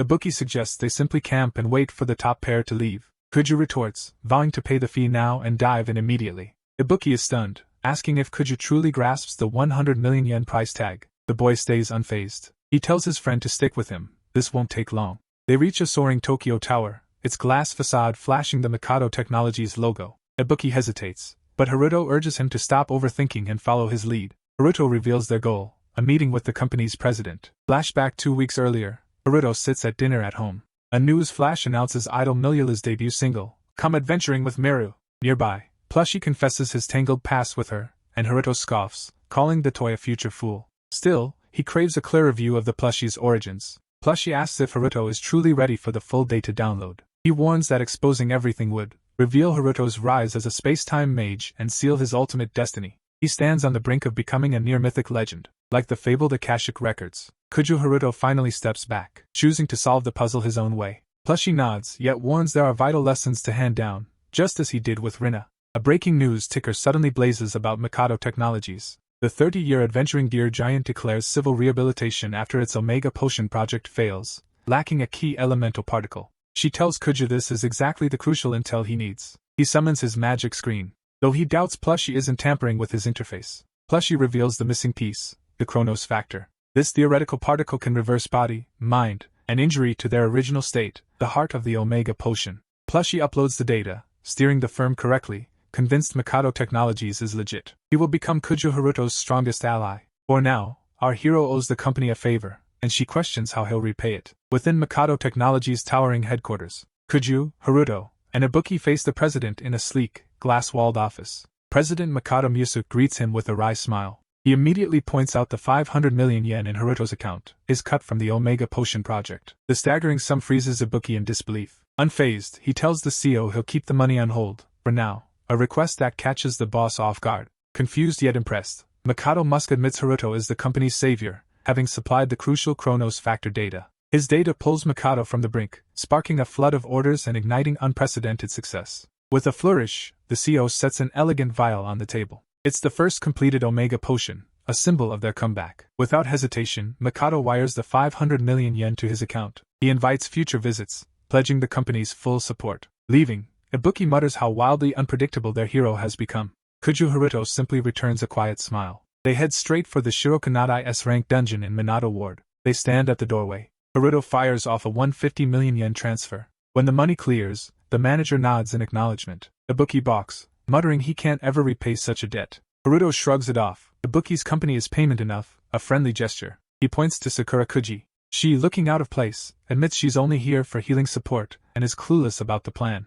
Haruto quickly tells Ibuki to keep the entry fee hidden, lest she faint. The group readies to move, when a girl suddenly darts in and she flings herself around Kuju Haruto. The trio freezes as she clings, shouting she finally found him and won't let him slip, while the student council leader watches warily. Ibuki's eyes widen. He recognizes her instantly. It's Melyalu, still gripping his sleeve. She boasts she tracked him down with her own sleuthing. As a top idol and dungeon influencer, her claim falls flat. Haruto remains unmoved. She explains her fans fed her his whereabouts. She asks if he plans to enter the dungeon, threatening to livestream and brand him a harasser if she's denied. Exhausted, Haruto asks how she bypassed the fee. Melyalu smirks, saying the staff wouldn't dare turn her away. Realizing she'd have followed them anyway, he asks if she can heal. Offended, Melyalu retorts she's a cleric mage. Haruto sighs, lets her join, but imposes a strict rule. If danger looms, she must retreat instantly. He vows to cover her retreat, but she must flee. He extends the same rule to Sakurakuji and Ibuki. Both nod in agreement. Haruto feels relief. With their oath, he won't risk losing anyone again. Ibuki gazes with newfound respect, seeing a battle-hardened leader unwilling to repeat past loss. At last, he strides to the massive gate, declares, "No," and the S-rank doors grind open. In Shirokanidai, deep in Tokyo, the crew gathers before the S-rank dungeon's maw. Kuju Haruto locks his gaze forward, warning his allies that something colossal looms. A massive tail lashes past the entrance, coiling like a serpent. He snaps to Ibuki, demanding a rapid intel on the threat. She answers without hesitation. First, a soaring sea serpent, an A-rank subjugation target with deadly, fast-acting venom. Hot on its heels, a giga-giant cyclops, also A-rank, famed for relentless devastation. Joining the nightmare, a colossal mantis swings blade-like arms, creating vacuum slashes like a blender. Sakurakuji watches the chaos, noting every foe is A-rank, and asks for a plan while Ibuki mutters that retreat might be wiser. He knew an S-rank raid would be brutal, but monsters of this magnitude at the gate push it to a new level. Kuju Haruto draws his sword with calm resolve, eyes unwavering. He orders the team to stay back and stay sharp while he takes charge. Without hesitation, he rockets toward the flying foe. Whispering to the sealed spirit, he awakens the sacred hound, Cerberus. His comrades stare in awe as he mounts the beast. He leaps onto the three-headed hound, charging the enemy ranks. Cerberus locks onto the three-faced monster. Then it unleashes a triple inferno. The blast incinerates the target, and the duo tears through the foes with brutal speed. When they reach the Cyclops, the hero switches tactics and strikes. He unleashes his space-time spell, Avatar Replay. Cerberus lunges, sinking its jaws into the beast's back, then hurls it to the ground like a ragdoll. Maintaining momentum, Kuju Haruto rockets upward and dives into the fray. He slashes the remaining foes with relentless, machine-like precision. He summons his Eyes of Time. The battlefield floods with duplicate Harutos. The clones move in flawless unison. He fires chrono rays, shredding the enemy line. Sakura Kuji watches, utterly stunned. Just as she catches her breath, a monster lunges. Before it can strike, our boy materializes. He cleaves it cleanly in half, landing beside her effortlessly. Kuju Haruto stands by Cerberus, running a hand over its fur in praise of the flawless kill. His three comrades stare, stunned by the ruthless efficiency. He turns to them, declaring they're pushing deeper into the dungeon. He glances at Ibuki, noting a split in the path ahead. When a bookie says they have no clue which route the top-ranked teams took, Haruto shrugs. It's no problem. Time to unleash his newest trick. He fuses his space-time magic with retrovision. Kuju Haruto recalls the centipede he crushed on his way to school, its death, and snatching a skill cube amid the chaos. A flash on his screen announces he's obtained a magic skill cube drop. He channels his space-time magic. Retrovision ignites. Ahead, a pulsating magical gate glows. His wristwatch whirs, spewing dragon images from the gate like a shattered film reel. The student council president gasps, questioning reality and wondering if these are past visions. Haruto, awed by the clarity, says it's like watching old footage rewind in real time, noting the Chronos factor controls time's flow. By tweaking that flow, retrovision drags past events into the present. The watch now ticks at hyperspeed. Mililu, amused, calls it classic behavior from her favorite research subject. Our protagonist stays locked onto the feed, eyes scanning every frame. The display jumps 8 hours 21 minutes in an instant. At last, 2 azuba-clad students materialize. Haruto spots them at once, confirming his search is over. The timer hits 12 hours. He notes the playback shows it's about 8 p.m., meaning the duo entered the dungeon at dawn. He questions why they haven't returned, far too long for a normal run. Since gate staff raised no alarm, he doubts his worry. Back in the present, all 4 stand united. Haruto reveals he traced the top 2's path. They both veered down the left corridor. The bookie, still reeling from the display, is stunned by Haruto's newfound power. Sakura Kuji silently confirms her read on the protagonist was spot on. Milulu remarks nonchalantly that the left corridor promises greater loot. She asks whether the dungeon's purpose is merely to amass wealth. The protagonist cuts her off, saying anyone after only gold can walk away. He warns that if things go south, she must retreat or abandon the dungeon. Annoyed, Milulu retorts that he missed the joke, praises his badassery, and darts down the left path. Meanwhile, the student council president and a bookie fend off dungeon monsters. Kuju Haruto watches Milulu, questioning if she can survive the oncoming threats. 2 colossal beasts charge her. Our hero lunges forward, slaying both before they touch her. Another massive, swift beast charges at Ibuki. Haruto shouts, "Don't freeze, time to prove yourself!" Ibuki, nerves trembling, steadies himself. The monster lunges, sword raised. Ibuki slashes, cleaving the creature in 2. He gapes at the corpse, stunned by his solo kill. Haruto strides over, grinning, and says, "Now you see your true power." Still shaken, Ibuki absorbs the praise, straightens, and credits Haruto. Haruto muses that Ibuki's magic blade must be siphoning power from these elite foes. Ibuki pulses with adrenaline as Haruto eyes the next doorway. No footprints betray their passage. The 2 students vanished inside, leaving no trace, while the 4 of them stand before the massive doors. They pause, breathe together, then step forward. Ibuki hesitates, but Haruto steps in, declaring this the boss chamber. Though they hadn't intended to go this deep in Shiro Kanadai, they're now locked in. When they shove the gate aside, the party freezes in place. Inside lie 2 unconscious bodies, a girl and a boy, identified by Arbo as the top-ranked adventurers, Shikigami and Risaki. They react as a mysterious liquid drops from above. A healing potion materializes, landing at their feet. A pitch-black creature with glowing eyes emerges. The figure eerily resembles a child. Sakura questions its childlike form, but Ibuki cuts in. This is the dungeon's true boss. Milula doubts it, citing the Adventurers Guild records. Those logs list a Hiter dragon as the boss. She's never seen anything like this, not even among the 7 sages. The beast gapes, unveiling rows of massive, razor-sharp teeth. The ruler of darkness, an S-rank hidden boss, rated for level 2500 raids. Sakura urges a retreat, realizing they're outmatched, but the gate slams shut, sealing their destiny. Milula trembles, demanding a plan. The hero answers instantly. "I aim for the top rank. If this monster toppled the current number 1, it's the hurdle I must clear." He rockets toward the monster in a flash of lightning. The creature unleashes a colossal fireball. Kuju Haruto triggers his rapid body technique. He lunges, slashing furiously. The blade splits the creature's head in 2. The head instantly regenerates. A second wave of flame erupts. Our hero fires his spell. He casts a binding chain to pin the beast. The monster shatters the chains and hurls him aside. Mid-air, he unleashes his chrono rays. The beams tear through the monster's flesh. The beast instantly reforms, as if untouched. Haruto reels. None of his spells leave a mark. Suddenly, the monster lunges, devouring him whole. Their faces turn ghostly. Inside, our hero triggers Avatar Replay and erupts from the creature, alive and soaring. Even the monster reels from his unexpected survival. Without hesitation, Haruto channels light magic and intones. He hurls a chaos meteor, cleaving the beast in 2. Their cheers erupt, only to be cut short. The beast liquefies into a shimmering ooze. It solidifies, unveiling its true, terrifying form. Our hero scowls as the creature begins to balloon. Its body swells, inflating grotesquely. Energy pulses, and it towers over them, stronger than ever before. Haruto wonders if the monster fed on his attacks to level up. A familiar plushy voice echoes, suggesting a different route. Haruto dismisses the distraction. His nightmare awaits. He locks eyes with the monster, unflinching.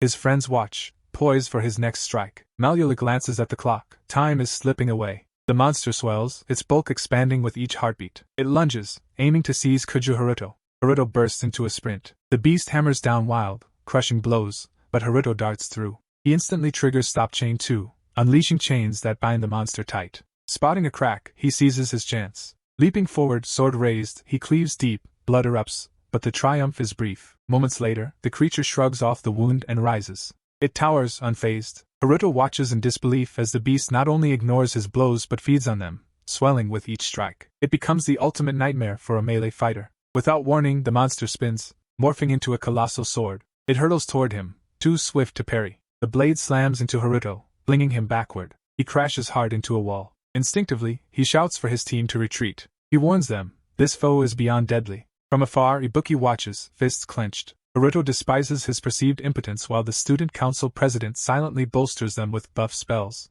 He spots the support, feeling gratitude amid the mounting chaos. Shielding his allies yet failing to land a decisive blow turns the battle into a steep uphill struggle. Suddenly, the influencer girl steps forward, standing beside Kuju Haruto, who eyes her puzzled amid the fire. She urges him to focus entirely on his attack while she becomes his eyes, but when he asks her to stay with the others, she refuses. She insists she's tougher than she appears. He is left stunned. A strange aura of light begins to pulse around her. Its effect warps time in her vicinity. She tells Kuju Haruto she's been watching the battle from the start. Her unique ability lets her dissect anything she sees. He wonders if she has Akashic vision. She affirms she can read the monster's entire anatomy. Past, future, strengths, and weaknesses laid bare. She pulls out a tiny lamp, her personal guide device. It feeds her the vital intel. The lamp reveals a hidden core driving the beast's transformation. Magic scans miss it, but the Chronos factor detects it. He asks what that means. The lamp reveals Haruto wields the Chronos factor. Its particle fuels his very power. Haruto reels, shocked that she uncovered his secret. She smiles, admitting she's been watching him all along. She asks if he trusts her, risking everything for his sake. After a heartbeat, he answers. He affirms his trust, and her smile widens with genuine relief. Yet the beast isn't done. It lunges forward, sword form reassembled. Its blade tears through the air, hurtling at them at breakneck speed. Haruto reads the strike, realizing its angle and force make a direct block impossible. Refusing to be skewered, Haruto rockets upward, aiming to slash the oncoming blade. Malhula yells that the beast's core lies deep within. She warns no ordinary mage can trace its magical current. Haruto, however, wields space-time magic and senses the Chronos factor. This is his battlefield. He drives his sword into the monster. Mid-swing, he realizes he's fractions too early. The beast counters hard, its blade slashing him and flinging him like a rag doll. Ibuki and Malhula freeze, panic flashing as they think Haruto's down. Yet, while he lies flat on the ground, Haruto grins. Everything's proceeding as planned. The online watcher thrills, sensing Kuju's peak power. Reclining, he extends his paw to scan the beast's structure. Magic pierces its core. He locates the core, tags the energy source, and crunches numbers to disrupt the mana feeding the monster. He charts a direct path to the core. Unshaken by the creature's feeble counters, he refuses to retreat. Precisely, he initiates the Material Rewind spell. He channels all his magic into the sword's core. The monster convulses. The beast shifts, shedding its disguise to reveal its true form. He unleashes the Stop Chain spell, locking the monster fully under his control. He discards a final strike, knowing any physical blow would be absorbed. A plushie's voice echoes in his mind, asking if he's found the kill move. He smirks. Plushie is essentially him, so the answer is already within. He calls out to Ibuki, demanding his sword. Ibuki instantly hurls the blade toward him. He catches the weapon and steadies it. "I'm not here to slash," he says calmly. "I'm here to drain." He plants Ibuki's sword into the monster, and initiates the absorption.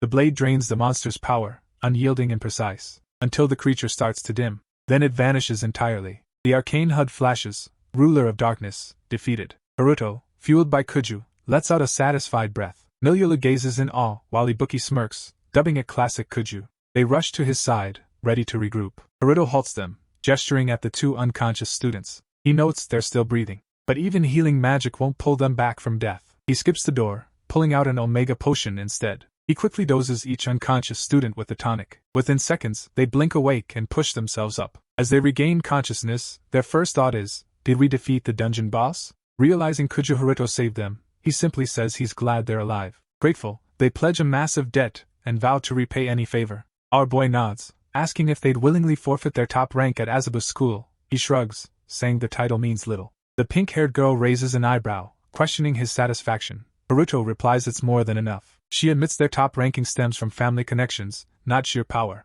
He recalls the exchange students once beat Reidu, the former third-place holder, proving Haruto deserves number 1. He summons a magical screen and formally transfers the title. The board flashes Kujo Haruto soaring from 3rd to 1st at Azabu.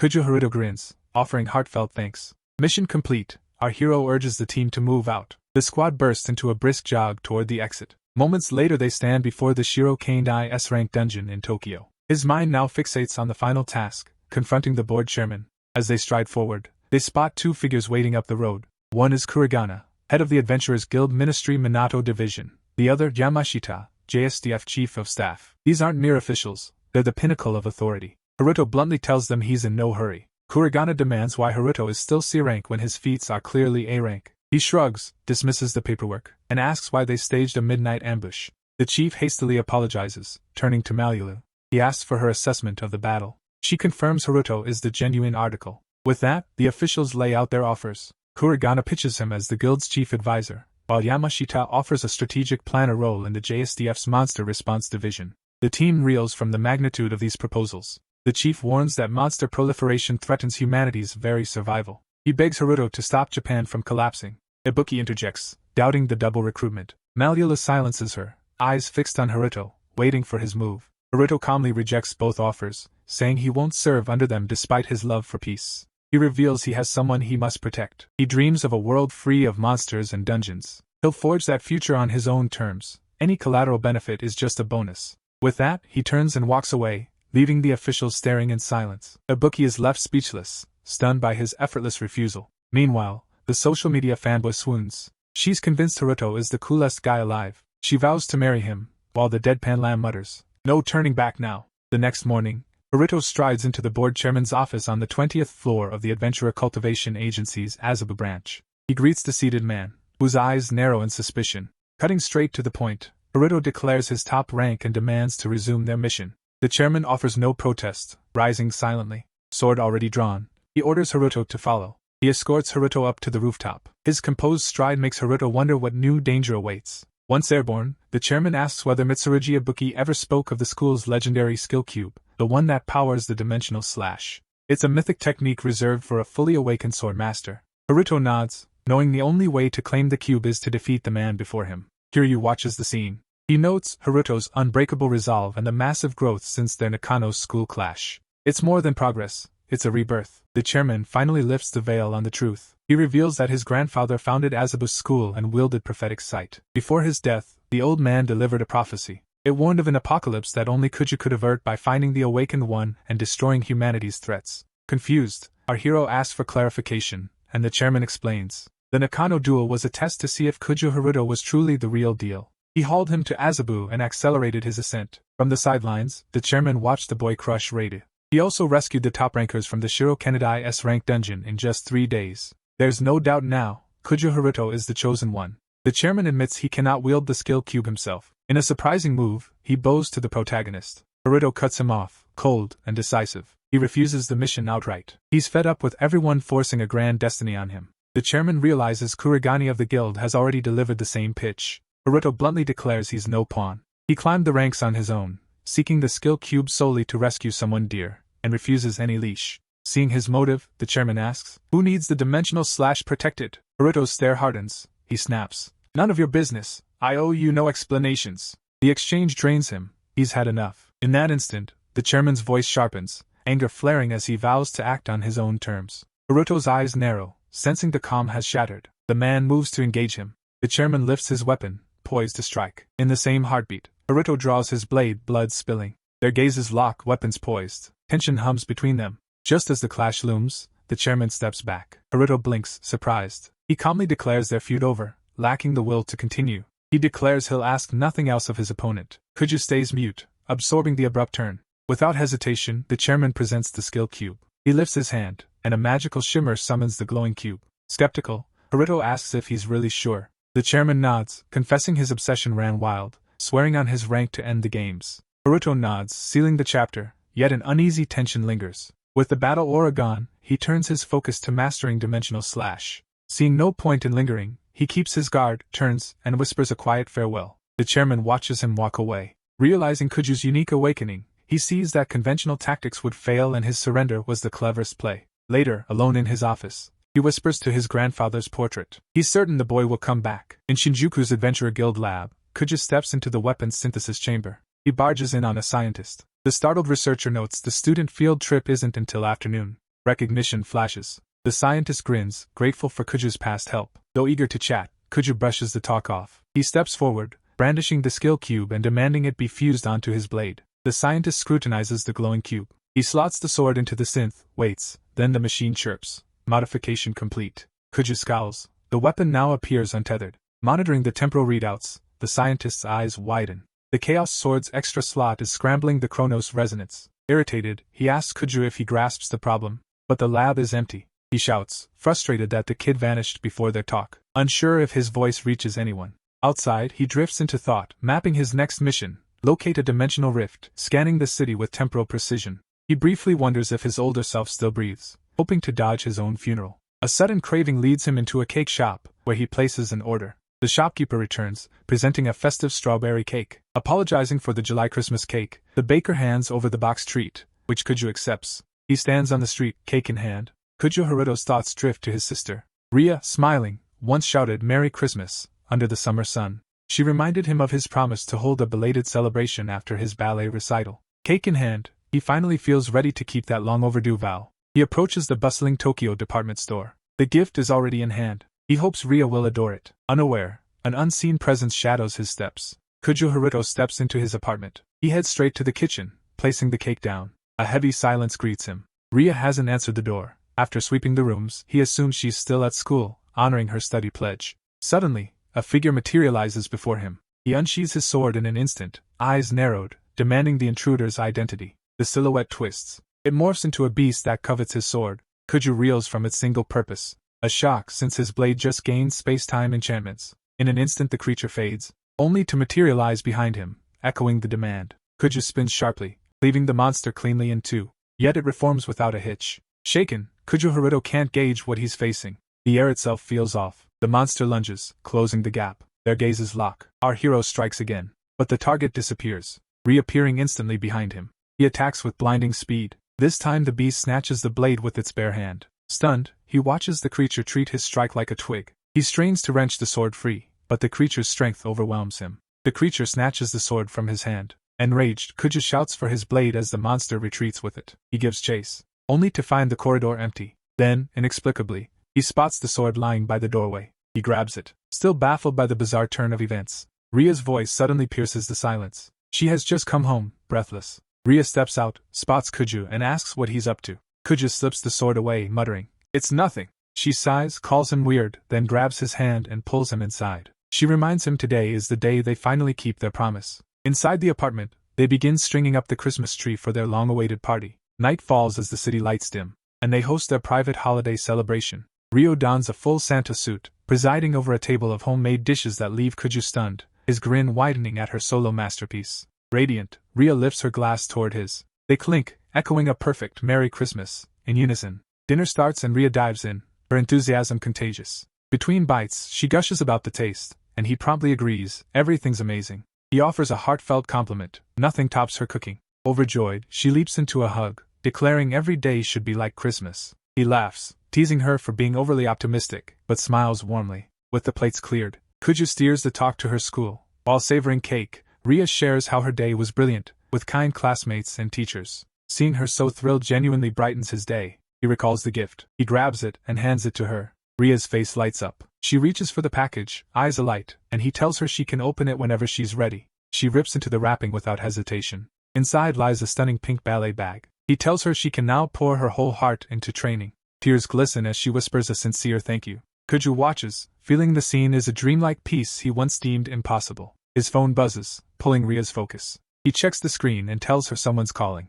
Ren appears on the video call, smiling, and exclaims how thrilled she is to see Ria again. Ria marvels at how grown-up Rin has become. Rin chuckles, wishing she could join but has morning dungeon prep. Ria simply smiles, glad she called. The chat turns playful as they start teasing. He grumbles that the hero refuses to reveal anything, especially about his days at the academy. Rin laughs, then spills the tea, Kuju Haruto is now the campus idol. She tells a stunned Ria that a scoundrel invaded the academy, and Kuju defeated him in a flawless magic duel. Rin adds the buzz that Kuju single-handedly slayed a rampaging beast, reshaping a theory at the Adventurers Guild lab. She notes the girls are counting the days until his exchange program ends. Ria turns to her brother, proclaiming him amazing. She declares how proud she is to be his sister. She teases his newfound fame. He groans, begging her to stop. Eventually the buzz fades and exhausted Ria heads for bed. The siblings scrub their teeth together, mirroring each other. She finally slips under the covers, clutching her ballet bag like a plush. As she drifts off, he stands far away atop Tokyo Tower in Manadu Ward.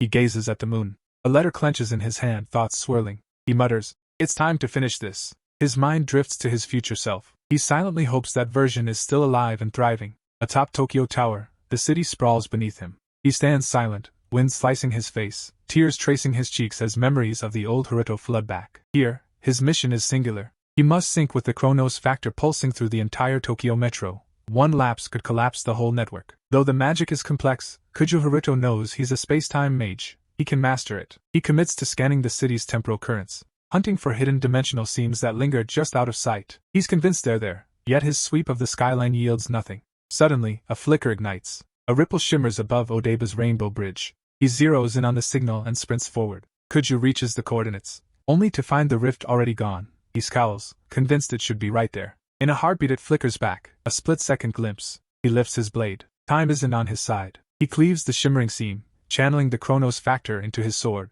Arcane fire erupts, electricity surging until sparks explode from the edge. The weapon hums with power. He thrusts it skyward, invoking his older self. This isn't a simple strike, it's a dimensional slash, and he unleashes it now. A torrent of memories floods him, recalling old Haruto's warning. Once sealed, the rift never reopens. He hears the man's farewells to him and Ria, and remembers his desperate pleas to stop it. Ria's doubt echoes. Could that stranger have been her brother? Old Haruto's smile flickers in his mind. He had told her she'd earned a second chance at life. Kuju teeters on the brink of collapse. He recalls a second letter, a version 2, saved for this very moment. Now the world's fate rests squarely on Kuju Haruto's shoulders. He won't let this timeline fall to ruin. The man's faith fuels Kuji's vow to stop the enemy. The heavens crack, and he widens the rift with a decisive strike. He locks onto old Haruto's face through the tear, channeling every drop of Chronos factor into the collapsing rift. Old Haruto claws forward, clinging by a thread. He gasps, his strength draining away. Kuju urges him to transfer the remaining power.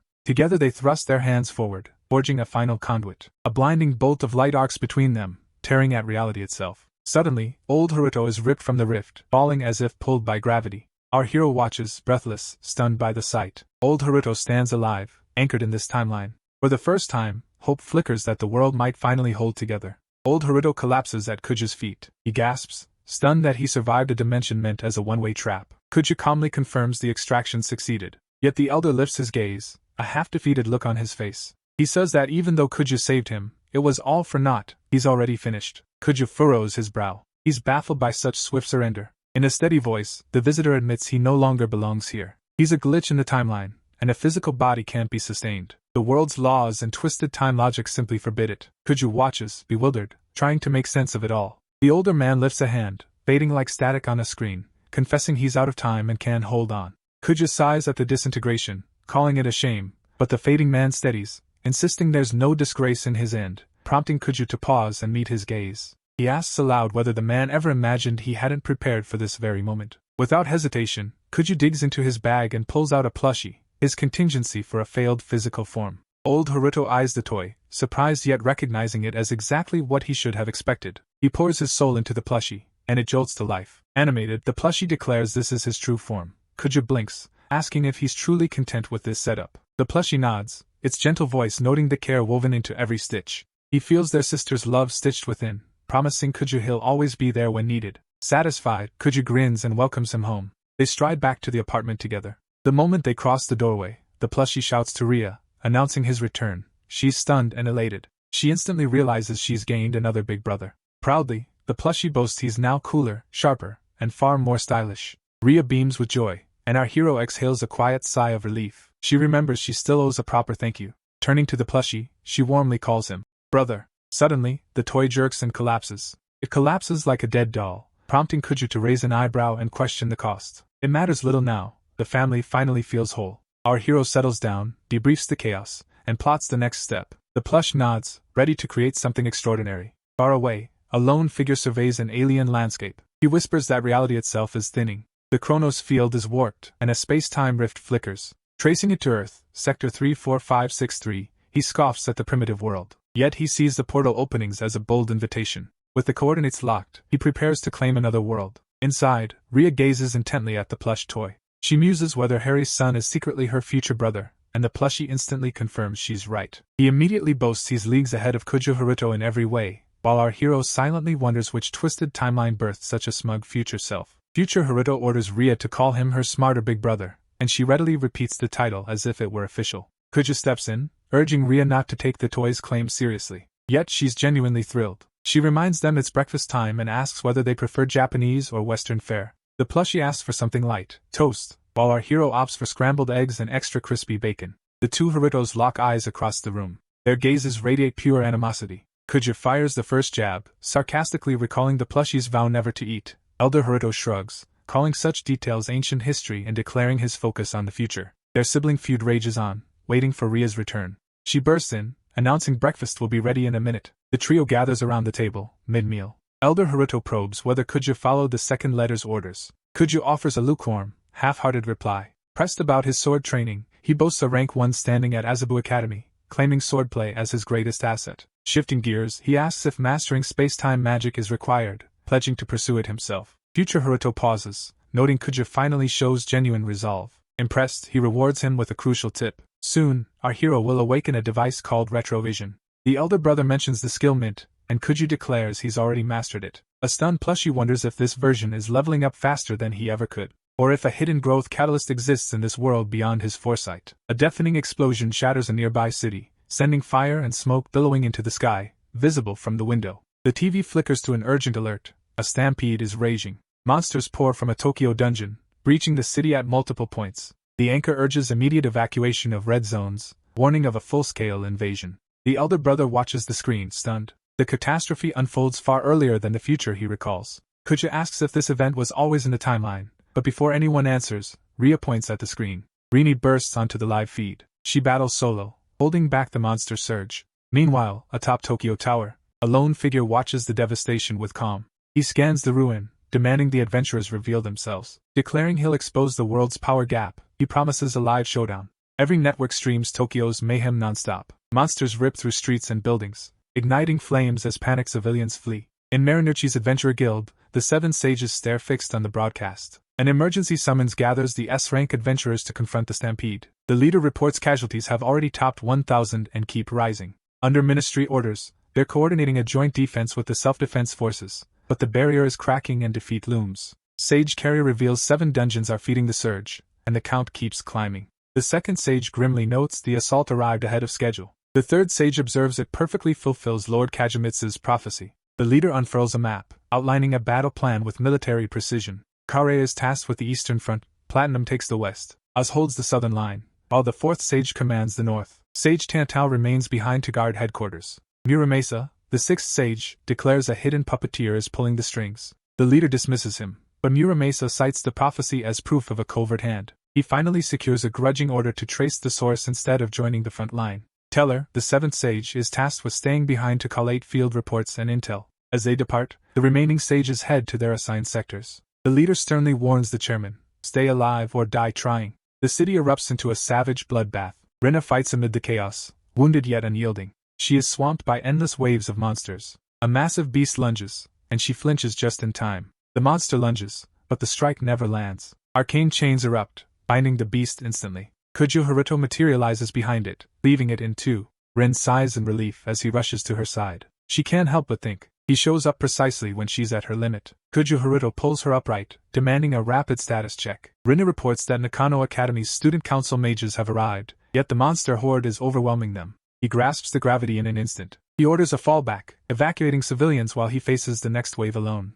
The hovering plushie declares he'll wrap this up in an instant. Even poised for combat, Kujo Haruto frets over Rhea, despite her Cerberus guard. The plushie offers a one-time demonstration of the perfect space-time spell. Our hero shoots him a glare, irritated the spell was never taught before. The plushie smirks, saying giving everything away at once would be dull. Our protagonist snaps, calling his attitude terrible, then dives back into the fray. A monster barrels toward a crowd of civilians. Kujo Haruto intercepts, unleashing his new hexahedron prison technique. Magical cubes erupt, sealing every monster. Even the largest beasts can't shatter them. He methodically eradicates the remaining foes as stunned guards watch. Grateful, they gasp at his unrivaled magic and demand his name. Haruto shrugs, saying his name matters not. He orders them to tell the guild and army the monsters can be repelled. He slips them a pouch of space-time infused potions. The elixirs are engineered with Mikado's breakthrough tech. He commands them to prioritize civilian evacuation and call for reinforcements. The guards stare, stunned by the rarity and value of the gifts. Haruto bluntly trades the aid for one guard's unwavering hold on her post. He soars away, leaving the inspired squad racing into action.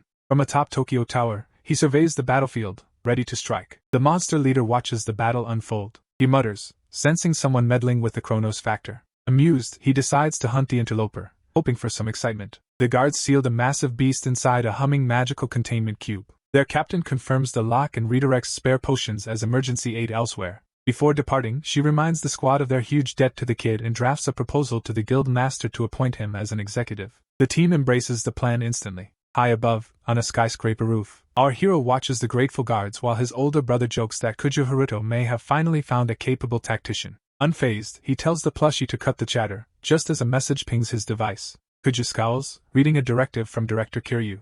The message reveals the rampage is coordinated from the sky tree. Kiryu orders Kujo to stop it, and our hero connects the dots. He realizes the interference sparked the premature chaos. The plushie confirms, a future enemy launched an early invasion. Over at Tokyo Tower, Kiryu tucks his phone away and confronts the monster leader. On the rooftop against the city skyline, the monster taunts, "Are you finally ready?" The chairman offers a composed apology for the delay. Bewildered, the creature asks how a local reached such heights. He notes Kiryu isn't the one warping the Chronos factor. The chairman reveals he follows Lord Kagamitsu's prophecy, which warns that failure to destroy this threat will set the world ablaze. He declares the monster humanity's enemy and readies for combat. The monster demands a name. The chairman replies, "Kiryu." The being answers, a space-time mage, and challenges the chairman to attack. Our hero darts across rooftops, racing to Tokyo Tower for backup. While sprinting, he questions Haruto how Muramasa found the foe. The plushie credits the grandfather's prophecy, still potent in the future. Kujo Haruto hesitates briefly,